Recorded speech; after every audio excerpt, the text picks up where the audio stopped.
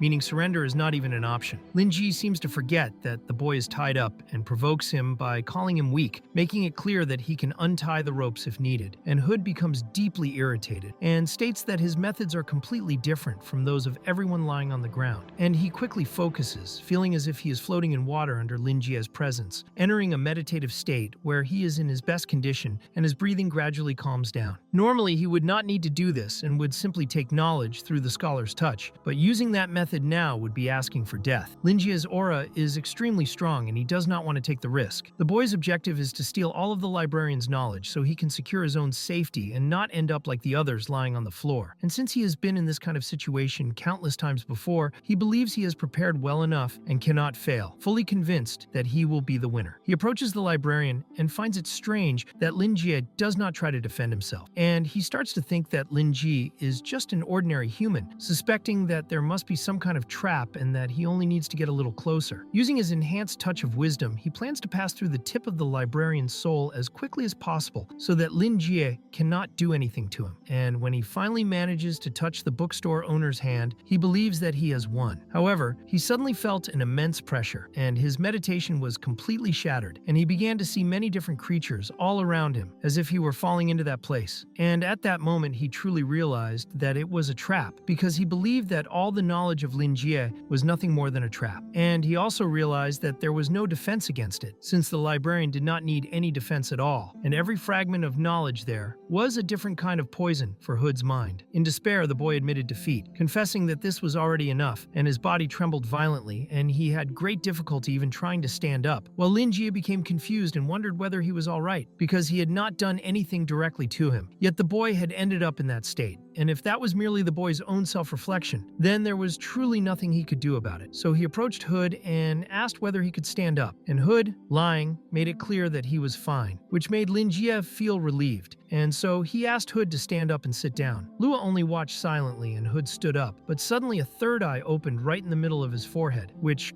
greatly shocked Lua, and she immediately grabbed the sword Candela because she could not understand how Hood had failed to prey on her boss and yet had gained a third eye instead. And she thought that perhaps he had seen something within her boss's soul, while also considering the possibility that he had not actually failed and had simply been lucky enough to glimpse a small portion of Lingi's knowledge. It was a horrifying sight, and if a normal human had seen that scene, they would probably have died from shock. And fortunately, Lua was not a normal human, as she believed her boss existed on an entirely different level. And at that moment, Hood tried to stand up again, but failed, and quickly fell to his knees, while Lingi thought that his method of educating a child had worked, and that Hood had already become much more mature, and the librarian's thoughts drifted to the group of stubborn and troublesome people known as the Sages after listening to Claude, thinking about how they were always protesting, never working, and constantly hindering others. And it seemed that they had gone very far down that path. Lingi believed that he had shown the boy that everything he had been doing was meaningless, delivering a lesson that shook the heart, and now he wanted to know whether Hood would continue preying on knowledge or keep maintaining the little group of sages. And while trembling intensely, Hood explained to the librarian that he now understood that everything he once believed to be true was nothing more than a lie, and that he was finally seeing the reality of the world, as he felt like he was going mad upon realizing that everyone had been lying to him, and that intelligence itself had become completely distorted. He was almost turning into a madman, believing that he had been completely wrong, and that everything he had done was nothing but a chain of mistakes. And even though Lingi could see that the boy was on the verge of collapse, he felt that this kind of therapy was far more effective than he had expected, and he believed that he had saved yet another young boy who had been lost. And he wanted Hood to remember this and never again attempt something illegal and pointless, like what he had done by coming to the bookstore again. Invasion, theft, and the path of an outlaw were never correct, and as a human being, Hood should obey the law and be honest. And even if he only wanted to steal books, he should not continue taking what did not belong to him. And Hood fully understood this. So Lingi ordered Lua to bring a chair for Hood after he admitted his mistakes. And the librarian felt that the way Hood admitted his errors was perfect, and even saw potential in the boy. He was even willing to brainwash that child and turn him into a potential customer, which showed that Lingia truly was insane. And Lua quickly brought the chair, and the boy sat down, while Lingia thought that the boy was very young and had a bright future ahead of him, one in which he should learn to enjoy the joy of seeking new knowledge, because true fulfillment would only come if he achieved something through hard work. And Hood felt that the librarian's words made sense, since the sages believed they were nothing more than a coincidence. And the deeper they went into that belief, the worse it became. Hood now felt that he needed an even more solid foundation and a path that truly belonged only to him. And Lingia believed that by using his intelligence, the boy would create that unique path for himself. And he made it clear that he saw an absurd level of intelligence in the boy's decisions, also believing that intelligence was more important than knowledge, which surprised Hood. And Lingia explained that with knowledge, one could create new things, but with intelligence, one could create new knowledge, and Hood firmly decided that this idea would become his foundation. Lingia continued his speech, and the boy listened carefully. And Lingia talked so much that he even forgot his original objective, though he eventually made it clear to Hood that he would still need time to understand everything. And even so, he still demanded information about Robert, and Hood finally decided to tell everything he knew about Robert, explaining that Robert did not obtain a natural sample, and that there was a rumor saying he died because he was searching for something related to the history of the 2nd and 3rd centuries. But he went mad after discovering a forbidden secret, and because of that, he himself crossed over to the other world. And after his death, it was said that a few archaeologists also died after trying to understand the reason behind Robert's death. And because of this, no one else had the courage to search for information about that incident, as scholars became extremely frightened and did not want to deal with any materials or information related to it. And this fear continued to grow until a certain rumor began to spread. The plague of that story would eventually reappear in the current generation after tens of thousands of years. And in order to prevent fear from spreading even further, the Society of Truth decided to remove the archaeology division. And at that moment, Lingia realized that reality was far more cruel than he had imagined. And he also found it very strange that a specific line of research had caused so many consecutive deaths, while believing it was possible that within that part of history there was something capable of completely overturning the scholars' understanding, to the point where they could not accept it and would end up crossing over to the other world themselves. Hood also revealed that all the information had been sealed, including the handwritten notes from the first research related to ancient documents and articles, and among them, the most important reference book was said to be the one Robert read shortly before going mad, meaning that special authority was required to read it, and Hood gave the same name of the books that Lingi had seen in the research materials provided by Claude, which surprised the librarian because the information matched perfectly. Hood then made it clear to Lingi that he could bring that book if he wanted, showing that it would be very easy for him to do so. And he explained that the leader of the Society of Truth was his aunt, whose name was Maria, and since she was locked away at home handling her own affairs, she had given him freedom to borrow books. And Lingi asked the boy to do something that was within his capabilities. The others began to stand up in a dazed state, and Lingi completely forgot that Hood's companions were still tied up. So he asked his assistant to untie them and have Hood teach them a lesson. And they carried out the task, and soon after, Lua informed her boss that everything was finished, and Lingi then told her that she could go to sleep and that he would take care of things when the police arrived, as he still believed his assistant had beaten everyone,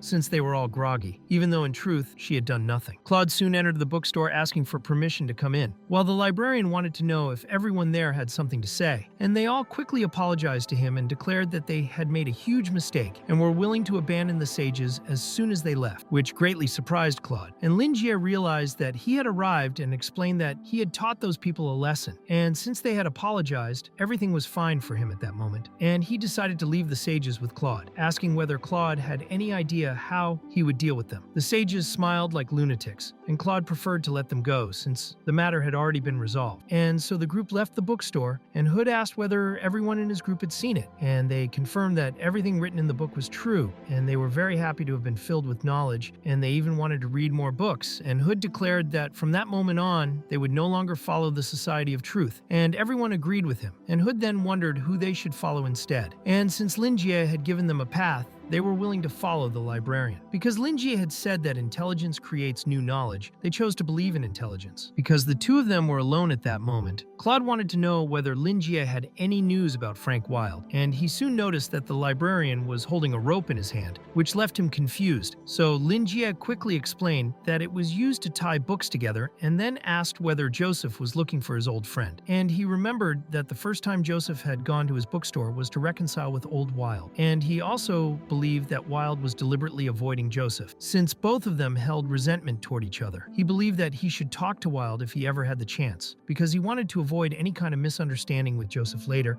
and Claude did not understand this, since no one had said that they were old friends, and in the end he explained that they still had not been able to locate old Wilde, and also said that they had managed to find some clues, because Frank Wilde had appeared in District 52 some time ago, but he stayed there only for a short period, and the librarian became a little thoughtful until he remembered that District 52 was where the second explosion mentioned in the news had happened. He remembered that the incident had occurred half a month earlier, and that the explosion that time was much worse than the gas leak incident. And the newspaper showed a lot of information about it, explaining that the terrorists had placed explosives in the sewers during heavy rain, which caused the ground to collapse. And the terrorists also attacked research organizations in the central area during the chaos, while the police were conducting a large-scale operation to investigate the case. And Frank had stayed in that area, which was a place where a normal person could not move around freely. And Lingi quickly realized that Claude was hiding something. He then began to believe that old Frank was related to the attack, and started to suspect that his client had joined a dark organization after what happened to Charles. So he explained to Claude that Frank had not visited him since the last time he returned the books, and Lingi did not feel good knowing that his client was heading down the wrong path, so he wanted to know whether Frank was connected to the District 52 incident, believing there was no need to hide it, and Claude confirmed it and felt relieved after saying it, as he could finally relax. The Secret Instrument Tower suspected that the library was behind the White Wolves incident, but Claude believed there was no connection, and he also could not confirm the same about Frank, and he also recalled the time when he was with his teacher, who showed him the altar that the White Wolves had built, which was part of the investigation, and he was going to examine the entire area to look for traces of Frank Wilde's ether. But Joseph believed that this was unnecessary, and threw several stones onto the ground. A green fire quickly rose up, revealing the remaining ether of Wilde, which was something Joseph found repulsive, and they now had confirmation that Frank had been there. And while they were analyzing the blood ritual that the hunters had carried out, Joseph sensed traces of Wilde within it. And since he had known Frank for a very long time, he was almost familiar with his tricks and magic, and Joseph became furious that Wilde had escaped once again. And with a heavy stomp, he destroyed the ground, insisting that Claude continue the investigation. Joseph only wanted to get his hands on Wilde and tear out his heart, and he was eager to meet Wilde again. And Claude understood that both of them were customers of the bookstore, with Wilde having come much earlier and even leaving a gift that was kept at the reception. And he thought that Lingi would not help them deal with Frank. And in the end, he only hoped that the librarian could provide some information. So he explained to Lingi that Joseph was trying to hunt down Wilde, and he hoped for Lingi's cooperation, saying that they were even willing to pay for the information. Lingi immediately became very worried, realizing that his client had truly become a suspect in the incident, and he could not imagine what Frank would do to escape from this situation. But he clarified that he would do his best. And he also had something he wanted to understand, because Claude had mentioned that the communication device of the Blood Festival had become active again. So he wanted to know whether Claude was in charge of the pursuit, and Claude confirmed this, explaining that the organization had been around for a long time but always acted in secrecy and with long intervals between its actions. The members in hierarchy were loosely scattered, and documents related to them could be traced back several decades, and they had only recently resumed their activities while the investigation was ongoing. And Lingi realized that a criminal organization capable of making the Central Police run in circles for decades must truly possess vast resources. And he also told Claude that Frank had once mentioned that he had been tempted by an invitation to join the Blood Festival, but he also clarified that he had persuaded his client to give up on that idea, although at that moment he was starting to believe that the old man had not listened to his advice. In the end, Frank had also mentioned that he planned to go to some kind of gathering recently, and Lingi believed that he was referring to a meeting with that organization. And Claude was deeply shocked, since he had never imagined that a high-level dark sorcerer had been invited to participate in the Blood Festival, and that revelation completely changed the direction of things for Claude, who began to believe that Frank had completely ignored Lingi's warnings. He did not expect that someone like Old Wild would even consider the possibility of joining the Blood Festival, and if Wild had truly joined, Claude already anticipated that the Blood Festival would take action once again, so the tower needed to intensify its investigation. And he made it clear to Lingi that his advice was extremely important to the operation, thanking him for everything, and Claude felt embarrassed and thought that the librarian was very friendly. Now he believed that, because of the Blood Festival, the only thing he could be was cautious, since it was an organization with a long history of activity in Noken, and they recruited new members through a specific method in which clients assigned missions and tasks to members, along with rewards.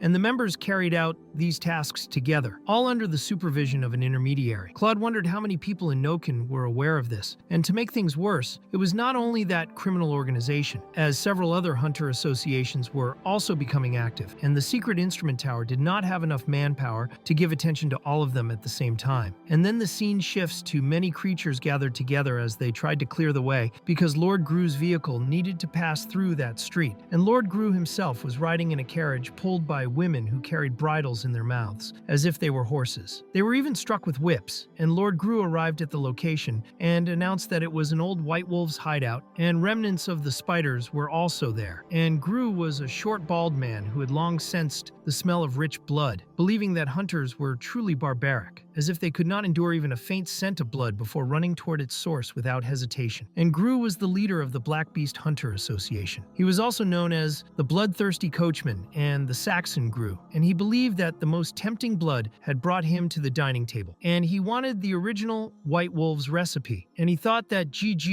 and the rest of the spiders were exceptional, because they had managed to take over the White Wolf's territory and escape intense hunts 3 times. And he also believed that Ji had some kind of mentor assisting her, but he thought that this time she would not escape, since this would be his 4th attack, and also the last. Gru had learned that the Black Pearl he had taken from Helix had also been taken by her, and he was determined to recover it, and his subordinates were very cooperative and only wanted to hear his orders. But Gru believed that everyone needed to remain calm, as he had gathered the Black Beasts and the Great Sharks and explained that many smaller associations would push the front lines and cause chaos, with each group responsible for its own survival, and he assigned roles to everyone present. One man tried to destabilize the group's morale, claiming that they would do everything for nothing if the Great Sharks managed to obtain the original recipe, and with a slingshot, Gru blew that man's head apart, making it clear that he did not need to be reminded of that, and showing that he had already considered such situations. And in any case, he had prepared a surprise for everyone, believing that to survive in this world for so long, skills were important, and connections also played their part. To win the final battle, Gru had asked for help from an old friend, and he believed that with that old friend's help, Jishu and anyone else would amount to nothing. And he then introduced Burton to everyone, and Burton quickly greeted them all, after which the scene shifts to multiple explosions, and Max warned everyone not to stay in battle for too long, and to retreat immediately once they made contact with the enemy, making it clear that their lives were the top priority. Everyone followed him as they moved through the enemy formation to find the leader, and Rosatiro was exhausted because she had not slept well, and she was beside Virgil, who believed they had no choice but to fight and grow stronger to survive and increase their chances of staying alive, since they possessed the original recipe and many hunters were chasing them, and by winning that battle they would also prove the worth of the spiders. Yet he panicked, just thinking that he might die in that fight. Rosatiro thought that Virgil should borrow Max's eye patch, but Max immediately made it clear that he would not lend it and told them to stay alert to their surroundings, since they were still in enemy territory, until Max was suddenly confronted by a chubby man with a psychopathic expression who appeared right in front of him. them. And the chubby man was strange and had a pill embedded in his head. And he was there to crush the brains of any spider member he found. And Max prepared to defend himself, but a giant man appeared and grabbed the chubby man's arm, making it clear that he was going too far. Before the chubby man could realize who that person was, his head was crushed, and the giant then asked whether the 3 spiders were all right, explaining that the boss had sent him to fetch them, since the other squads had already met up, and suddenly many more enemies appeared behind them, as this was the Great Shark Group, which demanded that they hand over the original recipe and promised them a painless death. But the giant was clearly not very willing to comply, and so he wanted the Great Shark Group to move quickly, and they continued advancing toward the members of the spider organization as they prepared their spells, when suddenly a woman appeared and summoned many skeletons, leaving the Great Shark Group unable to move and completely confused about what was happening. And the woman asked whether they liked the surprise she had prepared, telling them to properly appreciate her dark magic, explaining that she had used necromancy, a spell called Bone Spirit, and making it clear that she had not even reached Murphy's level yet. The woman, who had cat-like ears, also made it clear that she would not allow them to attack her skeletons, and that she would kill everyone in the Great Shark Group. So she cast another spell that forced them all to kill themselves at the same time, and they were unable to move while desperately struggling to resist death, until one Great Shark member thought that the necromancer woman belonged to the Black Beast Group, and body parts began flying everywhere, and even the Great Shark Girl ended up losing her head. The battle ended in the blink of an eye, and the necromancer exchanged greetings with the giant man who had saved the spider group earlier, as he was a former solo hunter known as Iron Fist, and his name was Fierce, who had now joined the spiders, while the girl was a former Black Beast witch who had also joined the spiders, known as Black Pearl, and her name was Farlin Drew, and Fierce simply wanted her to focus on the mission, while Max, Virgil, and Rosatiro could not understand the interaction between the two of them. In the end, they still thanked both of them for saving their lives, and Farlin approached Rosatiro and began gently patting her head, clearly wanting to take Rosatiro home with her, and Fierce quickly ruined the moment, since Rosatiro was clearly enjoying Farlin's invitation, and Farlin then warned that the Great Shark Group would return again, and that she would use her remaining ether just to prepare a special gift for them, while Max felt tense around those two, as they behaved in a very strange way. Even so, he also felt confident, because the Witch and Fierce were truly very strong and were comparable to Helix from 2 years ago, and he believed that they would truly become an organization capable of dominating Noken, and they continued moving forward, as the scene shifted to members of the Great Shark Group who could not believe that the spider organization possessed such a monster, as an ancient undead bone spirit called the Diachronic Skeleton Calamity stood before them, which was clearly the gift Farlene had mentioned. To make things worse, Farlin's monster could fly, making the situation even more difficult for the Great Shark members as they tried to devise strategies to deal with it. And one of them, who was badly injured, warned that this was the monster summoned by the Black Pearl, and also revealed that she had joined Jijishu's spiders together with Iron Fist, Fierce, and soon after saying this, that Great Shark member died, and the Great Shark Hunter Association had always been considered the strongest among the 3 major hunter associations in Noken. Its members were known for fighting to the death against their enemies no matter what, never mourning their fallen allies and always charging forward into battle, and the one responsible for instilling that spirit into the Great Shark was the man who is now stepping onto the battlefield, as the leader of that organization was named Olga, also known as the King of Sharks, and at that moment he unleashed a powerful attack against the creature Farlin had summoned and destroyed the skeleton with a single strike. He truly loved destruction, and all he wanted was to fight Farlin and Fierce, as he was eager to completely crush Jijishu's organization, and at that moment nothing else mattered to Olga, and the scene shifted to Jijishu,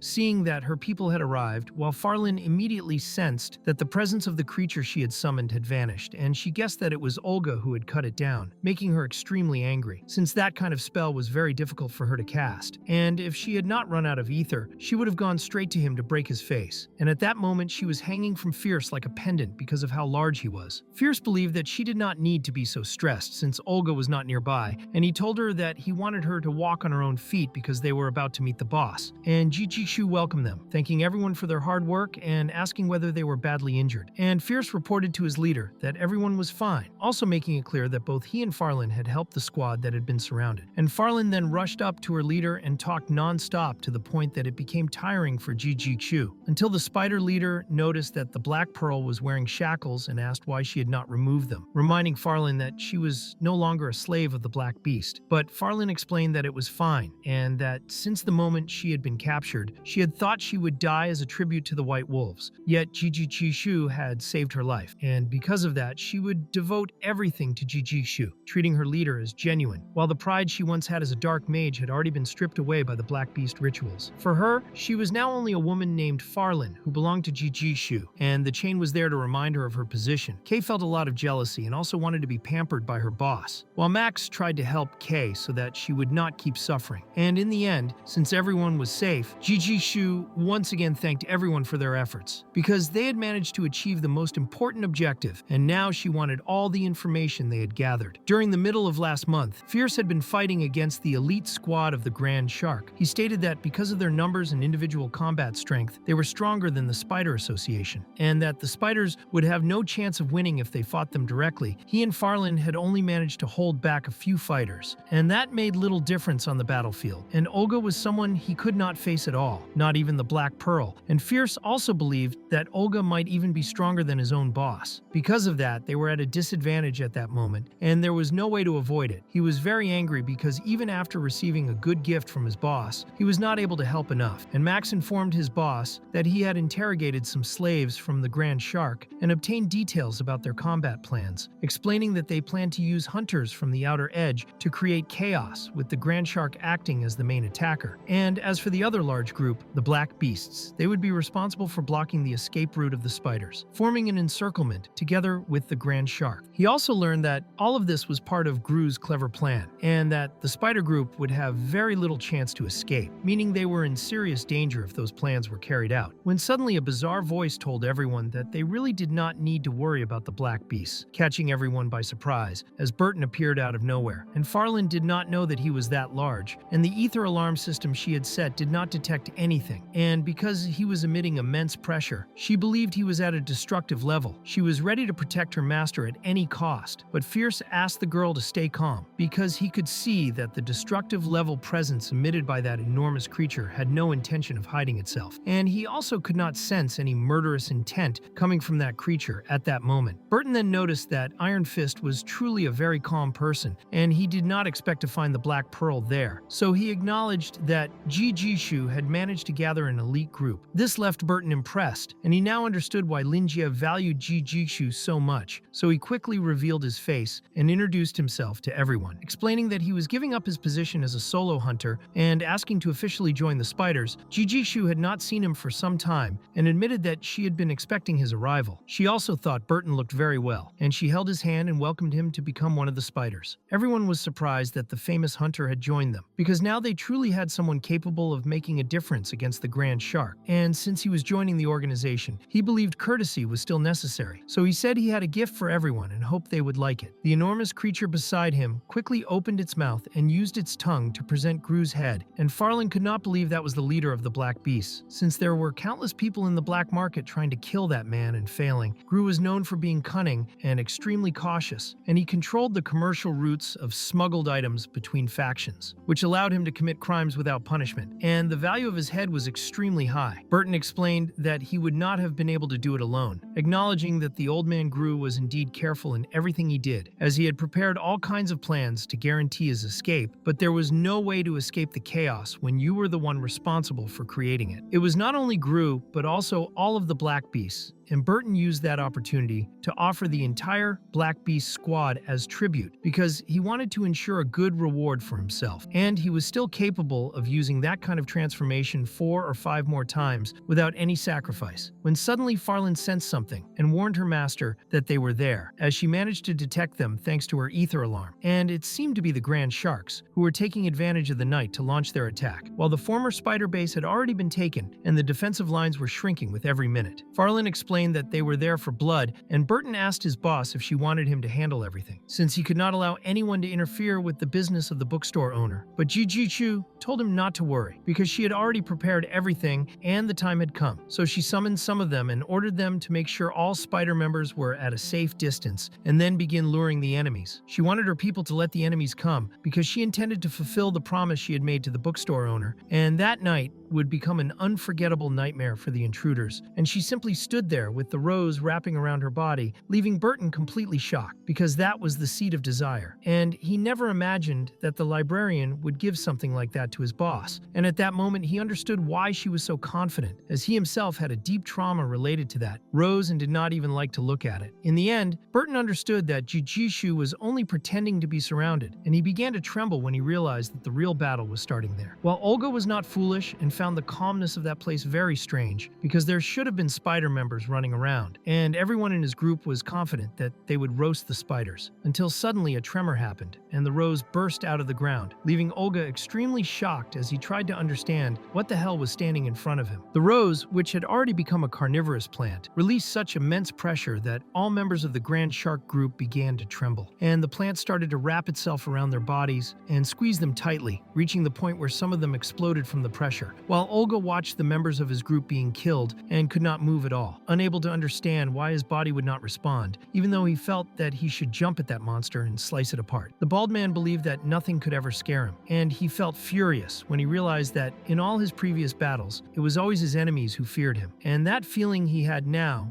was completely different, because as he looked at that massive carnivorous plant, he no longer knew what he should do, and in the end, he simply accepted that there was no reason to keep fighting, letting his sword fall to the ground. And very quickly, he became food for the carnivorous plant, while the moon turned red and the leader of the spiders did not seem very well, believing that this was the right path and that her plant should be happy, dancing and singing. She only wanted everyone to enjoy that festival of blood, and as she sang, many members of the Grand Shark were killed by her plant in what looked like a dance beneath the blood, while the carnivorous plant brutally exploded the faces of the Grand Shark members. And she felt very pleased with how easily she was dealing with Olga and his group, because she had created a trap and was simply watching the entire spectacle unfold, doing all of this to make Lingi satisfied with her work, as she had truly managed to do everything exactly the way she wanted. She had used her own weaknesses to deceive her enemies, making them surround her so she could deal with them quickly, and in the end, with the seed of desire that the bookstore owner had given her, killing all the enemies became a kind of hellish scene that Lingi might have wanted to see in her mind, as the destruction reached such a level that the carnivorous plant became completely filled with bodies inside it, growing larger the more it consumed, while Jijikshu watched everything from above, smelling the blood and finding it wonderful. Then she used her will of steel to collect the souls of the dead, and the immense creature carried this out, quickly bringing them to Jijikshu, who noticed that because of the seed of desire, those souls were starting to break apart, but they were still superhuman souls with very high-quality attributes. And she planned to visit the bookstore later to move them into the statue inside the shop, because she wanted to thank Lingia in her own way. And she even had a conversation with the plant, and discovered that Lingi was somewhat strict with his pets, and treated them like decorations, which meant the flower had not eaten properly until it joined her. In the end, she realized that the plant had only been so aggressive because it had been starving for a long time, and she could not understand how the bookstore owner managed to tame his pets like that, believing that it might also be his tactic to keep demonic creatures hungry for a long time, so they would attack enemies in an extremely savage way. And she thought the operation was a success, mainly because she had analyzed Ryan's soul, which the will of steel had captured, since obtaining intelligence connections was the most important thing, and she considered that rat to be a truly terrible person. She began to tremble, feeling grateful and afraid at the same time, believing that Ryan had been loyal to her all this time only to use the deactivated mark of reality to deceive her and continue ruling as the king of the underworld, planning to use her to achieve his goal of controlling the Hunter Association, without her knowing that his puppets were spread all over Noken, and that one of Ryan's strongest men was part of the Hunter Association. And if Lingia had possessed the stone statue capable of killing Ryan, at that moment, she might no longer be there. Because of that, she decided to refine more superhuman souls for the stone statue, believing that the librarian would want them to create a new path for the hunters, helping her secure her final victory. And she hoped she had not disappointed him this time. While Burton arrived arrived and felt that the hunt had been perfect, thinking that his boss no longer needed his help, and he was surprised to see that even after some time without seeing her, she continued to evolve and become a formidable person. Even so, Burton still treated her like a junior and intended to protect her, even though she had controlled the entire situation by deceiving the enemies and trapping them without his help. And he understood why Lingi had such high expectations for her, seeing that she possessed an exceptionally high level of leadership, while Jijichu felt that he was being too humble and believed she still had a long road ahead, because she had noticed certain things and realized in the end that the leader of the Black Beasts had only been waiting for the right opportunity to take advantage. She thanked Burton because his experience had helped her avoid unnecessary situations, since he had experience and she did not yet, and she wanted to rely on his help from that moment on, because there were also other matters she needed him to handle, and Burton made it clear that for the future of the hunters, he would be at her disposal. But Jijishu asked him to keep his courtesy in check, because they were clients of the bookstore, and understood that everything they did was meant to satisfy Lingia's wishes. After that, the scene shifted to the librarian, who at that moment was dreaming about silver, and then the scene changed again to a forest filled with crates, where Fierce soon arrived together with Farland and found Max, as the war between the three largest factions had finally ended, and he believed that only his boss had already foreseen how everything would end, while Max had no idea that his madam had such a hidden card, and everything had completely changed since they had won that war. Suddenly, Kay was lying on the ground, and Max wanted to know if she was fine, but Kay spoke without any sense and only seemed to praise her boss endlessly, and Max realized that she was not in her right mind and decided to leave her alone, while Farland understood that they would wait for the subordinates to clean up the battlefield and then begin checking the loot and the slaves, because most of them were old and weak hunters who had been sent into battle only to die, serving as nothing more than cannon fodder. And to her, this was the law of nature, where the weak always die. Fierce saw that the elderly were not even treated as humans by the Grand Sharks, and in the end, they would come to see the spiders as their saviors, and his boss would take them in temporarily, just as she had done for him when he was at his lowest point. And she never took pride in victory nor clung to the pride of a loser. And Fierce explained to Farland that for their boss, even the smallest and weakest had a place, and that her character was truly admirable because of that. Farland agreed with him and said she wanted to follow her boss for her entire life, believing that in this way they could one day control their own destinies. And she was sitting on his arm until Fierce began to feel tired and asked her to get down, and she felt upset because she was enjoying sitting on his arm, while Max watched them and began to remember the battles he had fought along the way. And now that he found himself with companions, he suddenly started crying, which quickly worried Kay. However, Max explained that it was nothing, and that he believed they should not worry, because their boss had a strange plant and Burton to help, so they could continue progressing without problems. But they should learn from his madam how to remain calm in any kind of situation. And then the scene shifted to the training base of the White Wolves, inside the Spiders' meeting wing, where Virgil welcomed his boss and Burton, and also informed her that he had prepared Haywood's room as she had requested, adding that Haywood had already arrived and was looking for her. However, Virgil's appearance was completely different, which left Jishu and Burton quite surprised, and she even called out to confirm it was really him, and Virgil explained that it was indeed him, and Jishu asked what had happened to his eyes, to which he replied that Haywood found his eyes disgusting and poked them with his fingers, then cast a spell, causing his eyes to end up like that. And at that moment, Jishu called Rosatiro, who had failed to pay attention to her boss's call. That was because Rosatiro thought Virgil looked very handsome, and completely lost her focus, becoming embarrassed and asking Virgil not to look at her, while the poor man did not understand what was happening and thought that Rosatiro had suddenly started to hate him. And then Jijichu asked Burton to go with her to Haywood's room and told the hunter not to worry, because he was also a guest of her father and was extremely loyal to the low resources, meaning he was not an outsider. Burton followed his madam,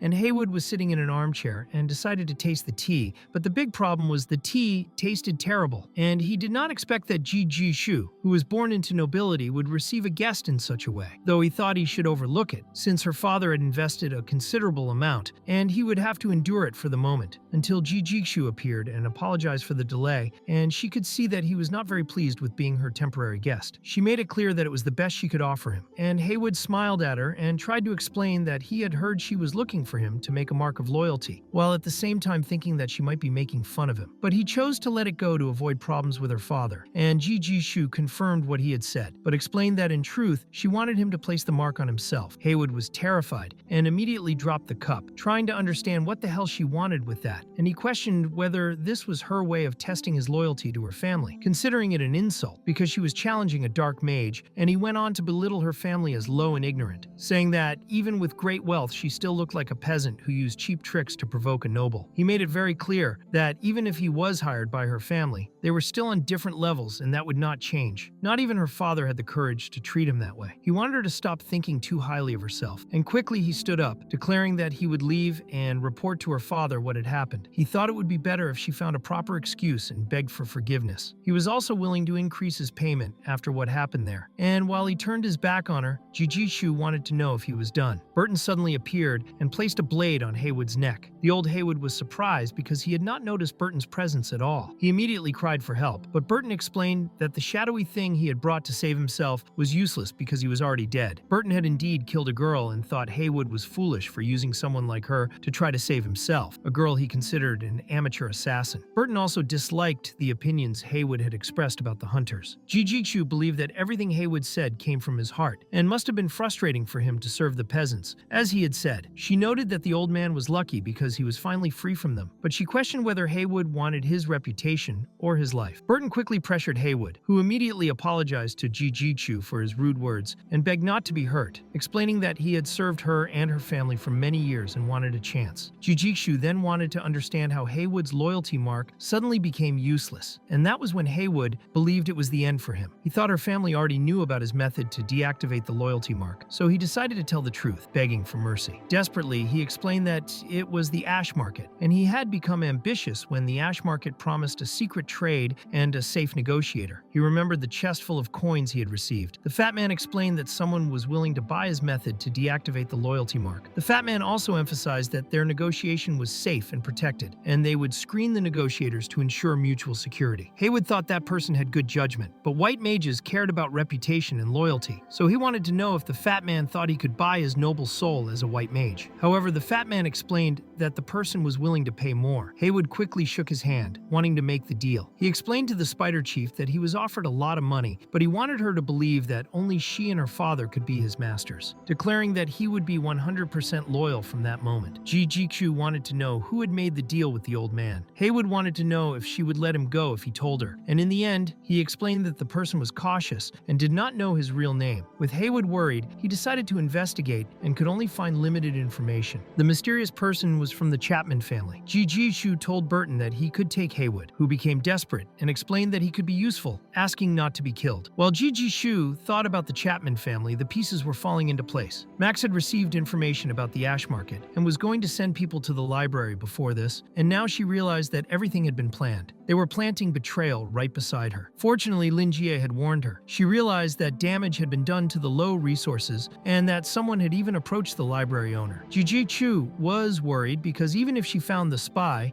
could claim nothing happened since there had always been problems between the ash market and low resources. She could not ask the library owner for help to get rid of her. She thought Cherry was very clever, and she had learned that the library owner liked the Chapman witch very much, and they were close. Jijishu did not like this at all because she could not let the librarian fall into Cherry's hands. In the end, Jijishu trembled just thinking about Cherry, filled with so much anger thinking about making Cherry pay, and that their battle would start now. The scene shifted to many crows flying, and suddenly Lingi opened his eyes and woke up. He stretched and felt that he had slept like a baby. For him, peace was the most important thing. He met with his assistant, who was cleaning the bookshelf. Quickly, he sat in his chair and looked at the logbook, remembering Joseph asking for Frank Wilde's address. And because he did not know, he had not given it. But it was only a lie because he thought it was extremely unethical to give someone's address. Lingi had principles, and he saw that Frank Wilde's address was on 387 Street, near the entrance to the lower district, a place far from the library, probably at least a 4-hour drive. He began to worry about Frank because he wanted his client to have strong mental support and not be deceived by bad people. He planned to call Frank, but he thought it was not a good time. He did not know what Wilde's relationship was with the Blood Festival, and he could even warn Frank if he called him, but he thought it would be better to visit him later. If he found Wilde safe and sound, it would make him more at ease. But if he did not find Frank, it would mean that his life was in danger, and he needed to be careful. He had Lua to take care of the library, and could go to distant places for longer periods. If someone brainwashed Frank, Lingi was determined to bring his client back by any means. At the same time, he thought that if his client was going through something, he would surely tell him. him. He began to believe that Wild had his own plan and would continue with it. He also did not rule out the possibility that Frank needed help. Lingi had improved his sword skills, but he still could not show them to anyone. So he asked Lua to help prepare a box for his instruments, explaining that the sword had to fit inside. The day passed, another day without clients. He wanted to read a book to relax. He told Lua that it was time to close the library, and then the scene shifted to him lying on his bed. He had not followed his plan and did not notice the time passing as he read the book. Eventually, he fell asleep and once again found Prada, and they immediately began training with their swords. He could dodge her attacks, and she could block his strikes until she managed to get close to him and quickly made him drop his sword on the ground. She warned that his defense and attack were good but still unstable, and he should focus more on his own safety. Lingi thought he had improved a little after so much training, but he could not believe he was still so weak. Prada thought he was improving very fast. As he was starting to keep up with her, he was already able to defend himself. He thanked her for all the help she was giving him and asked her to train him a bit more, and she helped him stand up. The scene shifted to Lua at 3 o'clock in the afternoon. She was in a hurry to finish the tasks her boss had given her. She did not know that he would spend more than a week preparing. The scene changed again to many goblins running toward Lingi, who was not afraid, and began slicing them like a true butcher. He was starting to get used to handling those monsters. The monster levels were controlled by Prada, and she would probably start increasing the level over time. After slicing many goblins, he was a little tired and wanted to rest on Prada's lap. He reached her place and saw 2 books, which was strange because she always waited for him there until he finished training. He thought she was a little busy and decided to wait. Being alone, he noticed how quiet the place was. Now he understood why she often felt lonely. Since meeting Prada, he had received a lot of help from her. He also felt that the fruit he had eaten in that dream had somehow transformed his body, making him feel much stronger. He wanted to hear Prada's true story at the end of the second era, once his swordsmanship improved. He was eager, and according to Prada, he needed to create his own dream, but he had not made much progress. He even thought that Prada had intentionally chosen the hardest method, so he asked her if there was an easier way to create a lucid dream. Prada did not know the answer, because she did not understand how humans obtained or used ether, but she did not want him to worry and believed he could do it. She encouraged him to continue. He did not understand why she was so confident in him, but in the end, he realized that she had truly opened a door to a new world for him. He could not believe he could meet such a beautiful woman in his dreams every night, and he never imagined she could train him in swordsmanship. He felt lucky to have her around. Prada was listening to everything he said to himself, and since he thought he was her dream disciple, he wondered whether he should call her teacher or perhaps master. She buried her face in the book to avoid embarrassment, but then she appeared and tried to pretend she had not seen anything. Lingi smiled and explained that he had been waiting for her, telling her he had adapted to the battle simulation she had created. She should take a look because he had learned to fight against basic monsters. Prada quickly moved her fingers, and a huge monster appeared. She explained that this was the next phase of the battle simulation with him, and Lingi was extremely shocked. He thought she was exaggerating a little, but she clarified that she was going to increase the difficulty further. She also forgot to mention that injuries suffered in the dream had a small impact outside it. She only said this to motivate him to do his best. Lingi thought Prada was angry at him because of this, but she made it clear she was not angry, as there was no reason,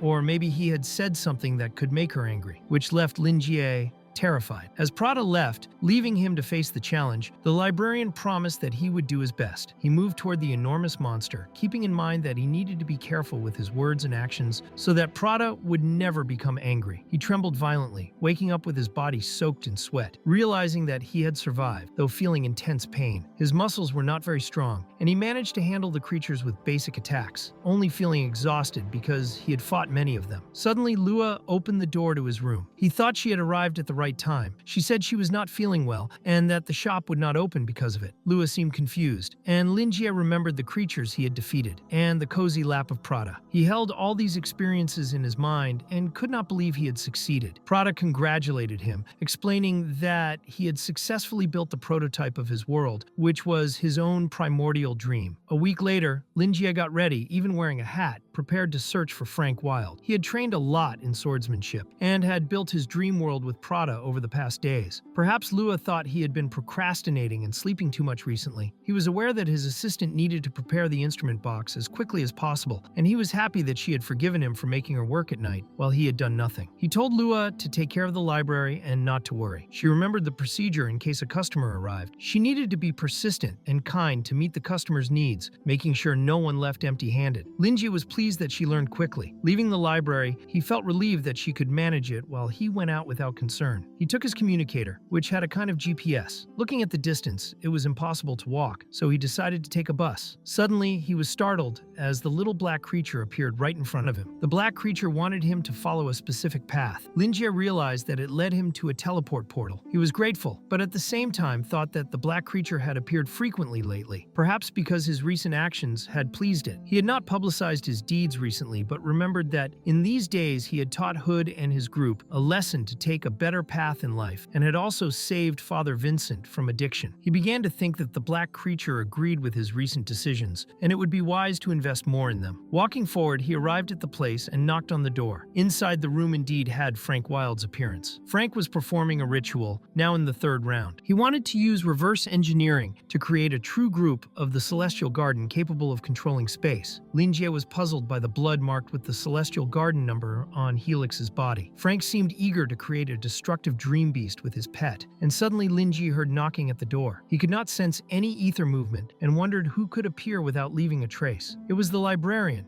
and Lingi was quite scared, trying to understand why he was there because of his selfish plans. Looking at the room, his hands were bloody, and the place was a true scene of horror. Naturally, Lingi was extremely frightened to see it. He went to attend to the librarian, wanting to know why he was there. Lingi explained that he had not seen his client for some time. Since he had a new assistant to take care of everything, he wanted to know how the old Frank was and apologized for arriving unannounced. Frank Wilde clarified that it was an honor to receive Lingi, and he also believed that the library owner knew about his secret plans. He invited Lingi in and mentioned he had made some tea. Lingi apologized for the inconvenience, thinking Wilde lived very far away. Wilde explained that it was necessary to have a quiet and secluded place. Lingi understood, realizing that Wilde needed an appropriate place for his research. He noticed that Wilde had a peculiar taste in clothing. He wore attire with artistic elements, giving the impression that it held a secret, like a mage's robe. Wilde became reflective. That robe was the symbol of the Dark Emperor Augustus, and he believed the librarian was subtly indicating that Lingi was grand and that he had chosen well. He thought that Lingi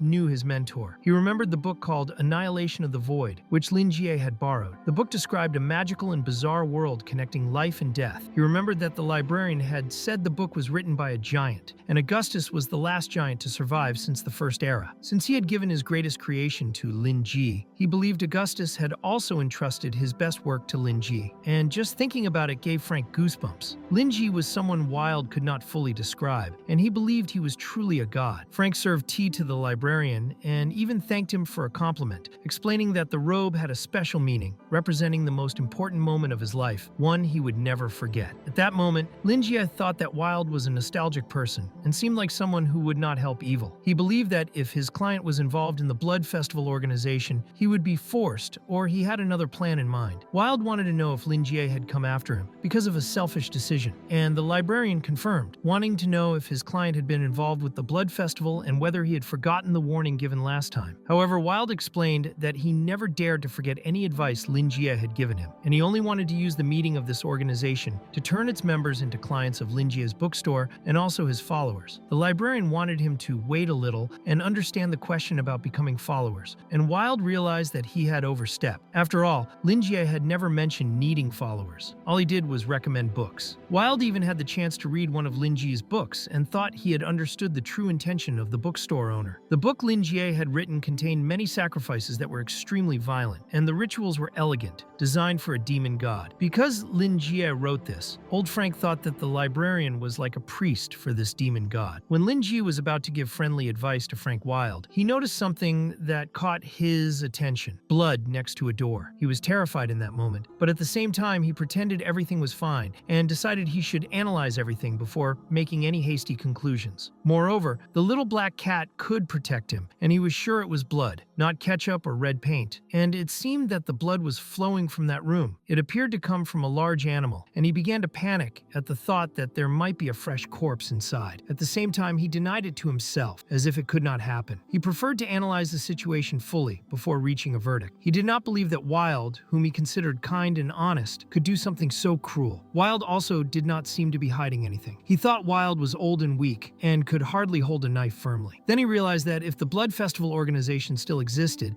it was likely they were behind that pool of blood and might be trying to harm Wild. Lingi was ready to use his sword and cleanse the corrupted hearts of anyone involved. He wanted to discover what was happening and told his client that he admired having such courage, but needed to understand what it was, pointing to the blood. Wild apologized to Lingi and explained that he had cleaned so that everything would be temporary and did not expect something like this to happen. He quickly started cleaning, and Lingi wanted to know exactly what that blood was. Wild imagined that the librarian was furious and that he had tried to perform the ritual as the book taught. It was supposed to be sacred and elegant, but Wild had made it indecent. Wild himself believed that because of his many years of experience destroying things, he did it without noticing. He wanted to perform the ritual more organized next time, and at the same time, he felt ashamed of showing his lack of skill in front of Lingi. He explained that he was trying to perform some rituals after reading Lingi's book and doing research, but admitted he still had difficulty reading. It was all very hard for him, and things ended with blood spilling, which made Lingi a little nervous. The librarian noticed that Wild had worked hard to gather and research all these materials, such as ceremonies that ancient kings performed, sacrificial rituals for gods, rituals by common people, and in Taoism, deer and lambs were also for gods. Wild had described the method, sacrifice, and blessings in detail. To make the book more interesting, because of the sacrificial festivities of Huaxia, he included food culture, bringing culinary methods, so it would not be boring for readers. Lingi was surprised at how complete a researcher Frank wanted to be, because he never imagined his client would do something like this. He only imagined old Wild, a kind old man who always wore a suit, acting like a Western knight with a cleaver in his hand, rolling up his sleeves to cut chickens and ducks, grabbing a chicken's neck to clean the blood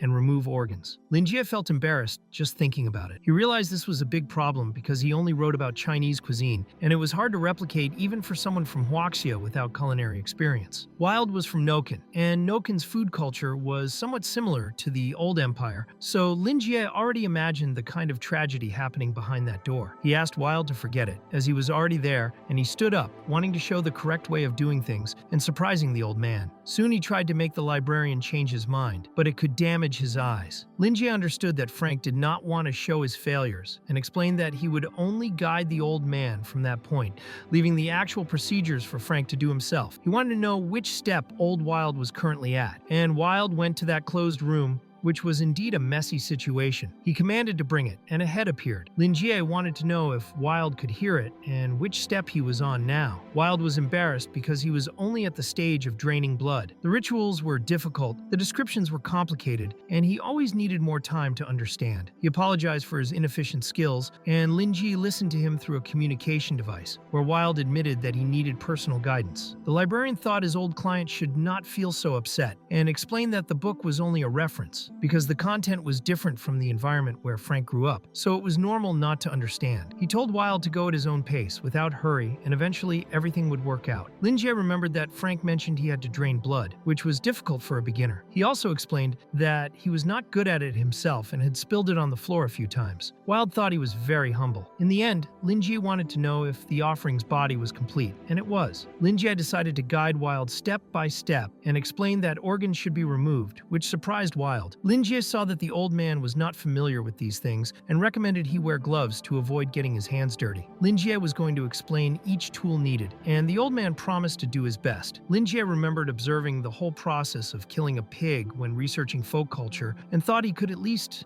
guide the old man properly for basic procedures. He told Wild he would use his personal experience to guide him. Now Wild believed that the librarian was familiar with this kind of thing, which was frightening even for him, a dark wizard. He began to think that Lingi was a priest of the demon god, capable of things other dark religious followers could not do. Lingi told the old man it was time to finish preparations and disassemble the offerings. Wild prepared the tools that Lingi had requested. Meanwhile, Lingi made tea for himself, and it was time to start. He asked the old man to take a piece of wood to press the offering's belly, but told him not to use too much force, so the contents would not be damaged, and the texture remained intact. Lingi enjoyed the tea that old Wild had prepared. Then he asked Wild to hang the offering and use a tool to scrape the hair from the victim's skin. He asked Wild to open the offering, which had to be done in one go. This was a test of his knife skills. Handling the organs was tricky, and there were tools for that. Cleaning had to be complete. Meanwhile, the librarian tried the chocolates that Wild had, and the colorful packaging caught his attention. Wild trembled but did everything he was asked. Lingi also recommended adding more seasoning to the intestines, but he thought the gods did not care about the taste of offerings. Wild followed instructions, and Lingi suggested using flames to burn the remaining hair, then cutting the sections differently. He would wait for the old man to finish. Lingi enjoyed the chocolate and loved the flavor. He thought the old man knew how to live life, researching and still wanting to learn from books. He believed Wild was interested in cooking, and imagined him making delicious dishes. Then Wild told Lingi he had finished, and the librarian would teach him a ritual. First, cut a large piece of meat without bones. Then make sticks and place them at the corners of each meat section, forming a square. And finally wrap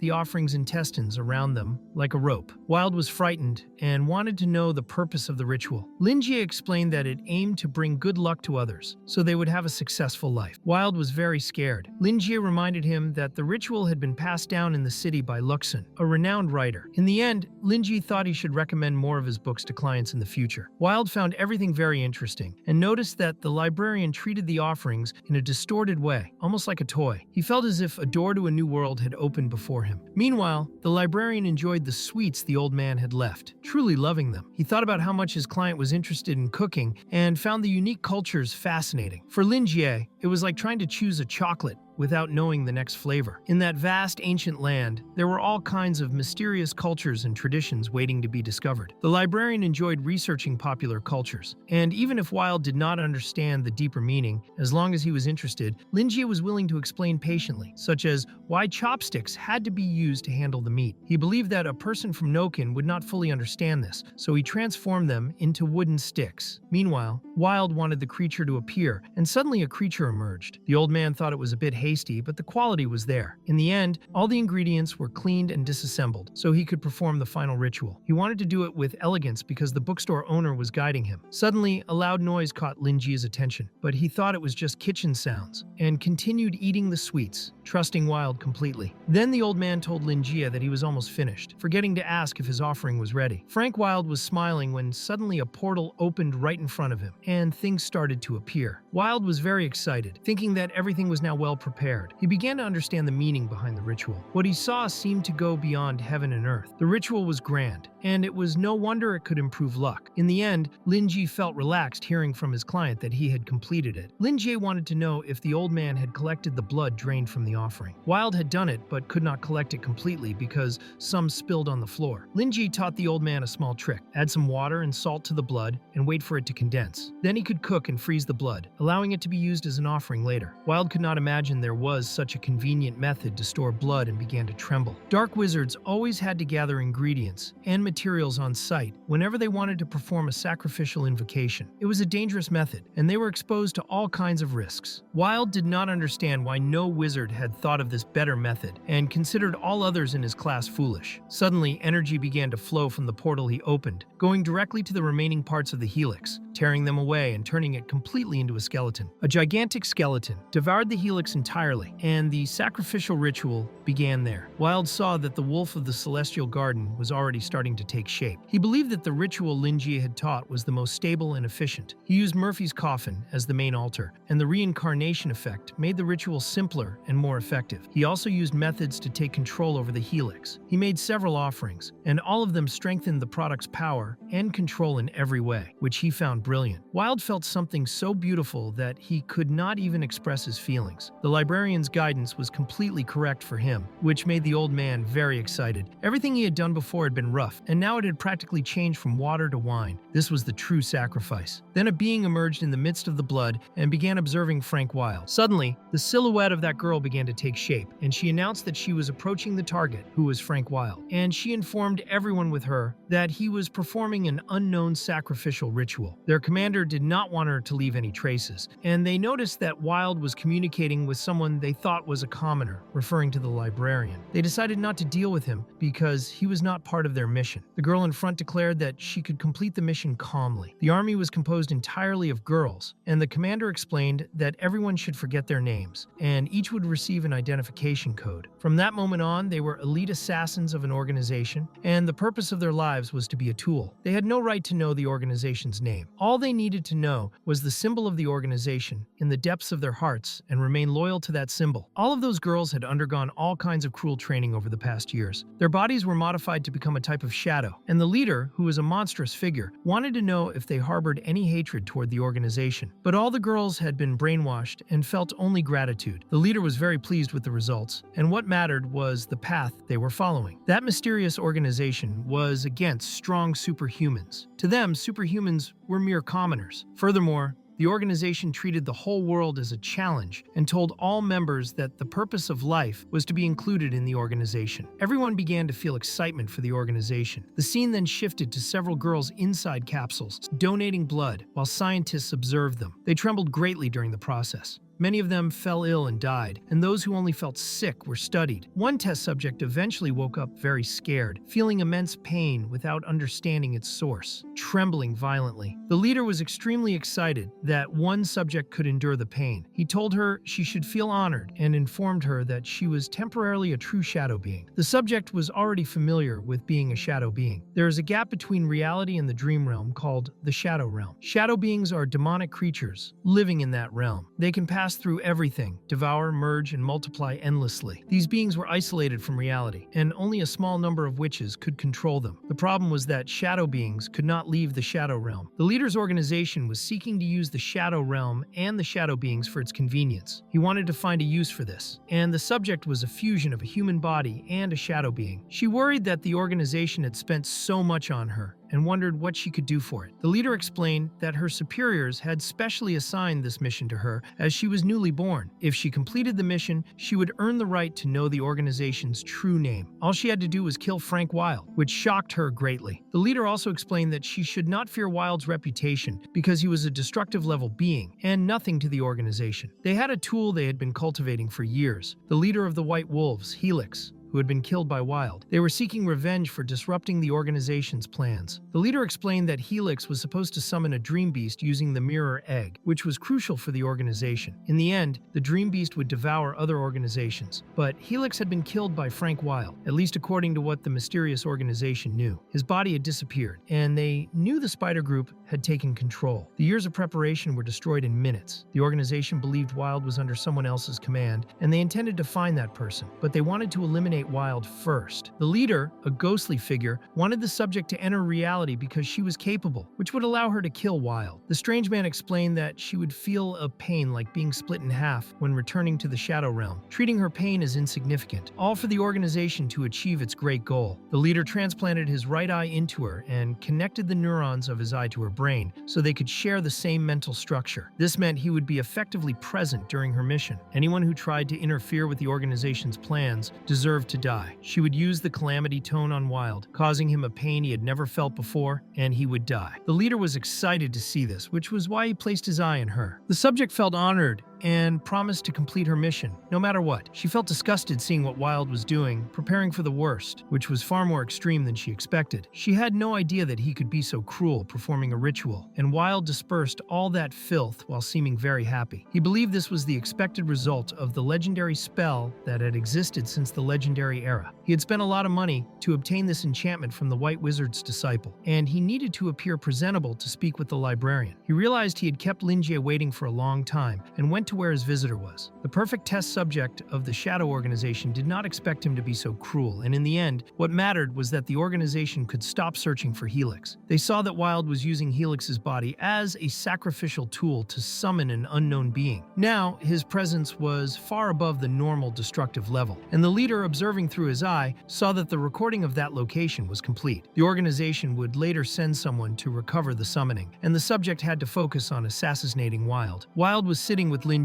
when the shadow approached him. He apologized to Lingi, who thought it was nonsense and wanted to know how the ritual went. Wilde explained that everything had succeeded thanks to the librarian and thanked him for his guidance, promising to spread knowledge of the librarian's work because he believed the book was the definition of a perfect work. The shadow appeared at the edge of the teacup. The subject felt happy because she was pouring poison into that cup. The poison was the calamity tone, considered a nightmare for sorcerers. Now the leader only wanted to sit and witness the old man's suffering after drinking the poisoned tea. tea. The mission was nearly complete in the eyes of the Shadow Organization. Lingi hoped his client would not be so extreme or formal, but he noticed something and wanted to know if the old man wanted to return to the Blood Festival. Wild was taken by surprise and did not know what to say. Lingi, who was very dangerous, picked up a coin. He realized he had obtained a fate coin, with one side representing luck and the other misfortune. He intended to use it as a reading of fortune if things went wrong. He hoped his client would give up the idea. Wild was very surprised to see that Lingi carried the legendary fate coin. Quickly, Lingi flipped the coin into the air and it began to spin. The old man panicked. The Shadow Organization's subject became very scared, wondering what it was. She noticed that the coin had an eye and stared directly at her. She felt a strange sensation, as if a hand with immense strength was gripping her, creating an overwhelming pressure. She thought she needed to escape immediately because enormous danger was approaching. The coin struck the edge of the teacup and broke it right where the shadow was. It seemed almost explosive. The shadow immersed in the tea began to be destroyed. The subject, Deborah, was completely destroyed because she was not a true shadow being. As a hybrid being,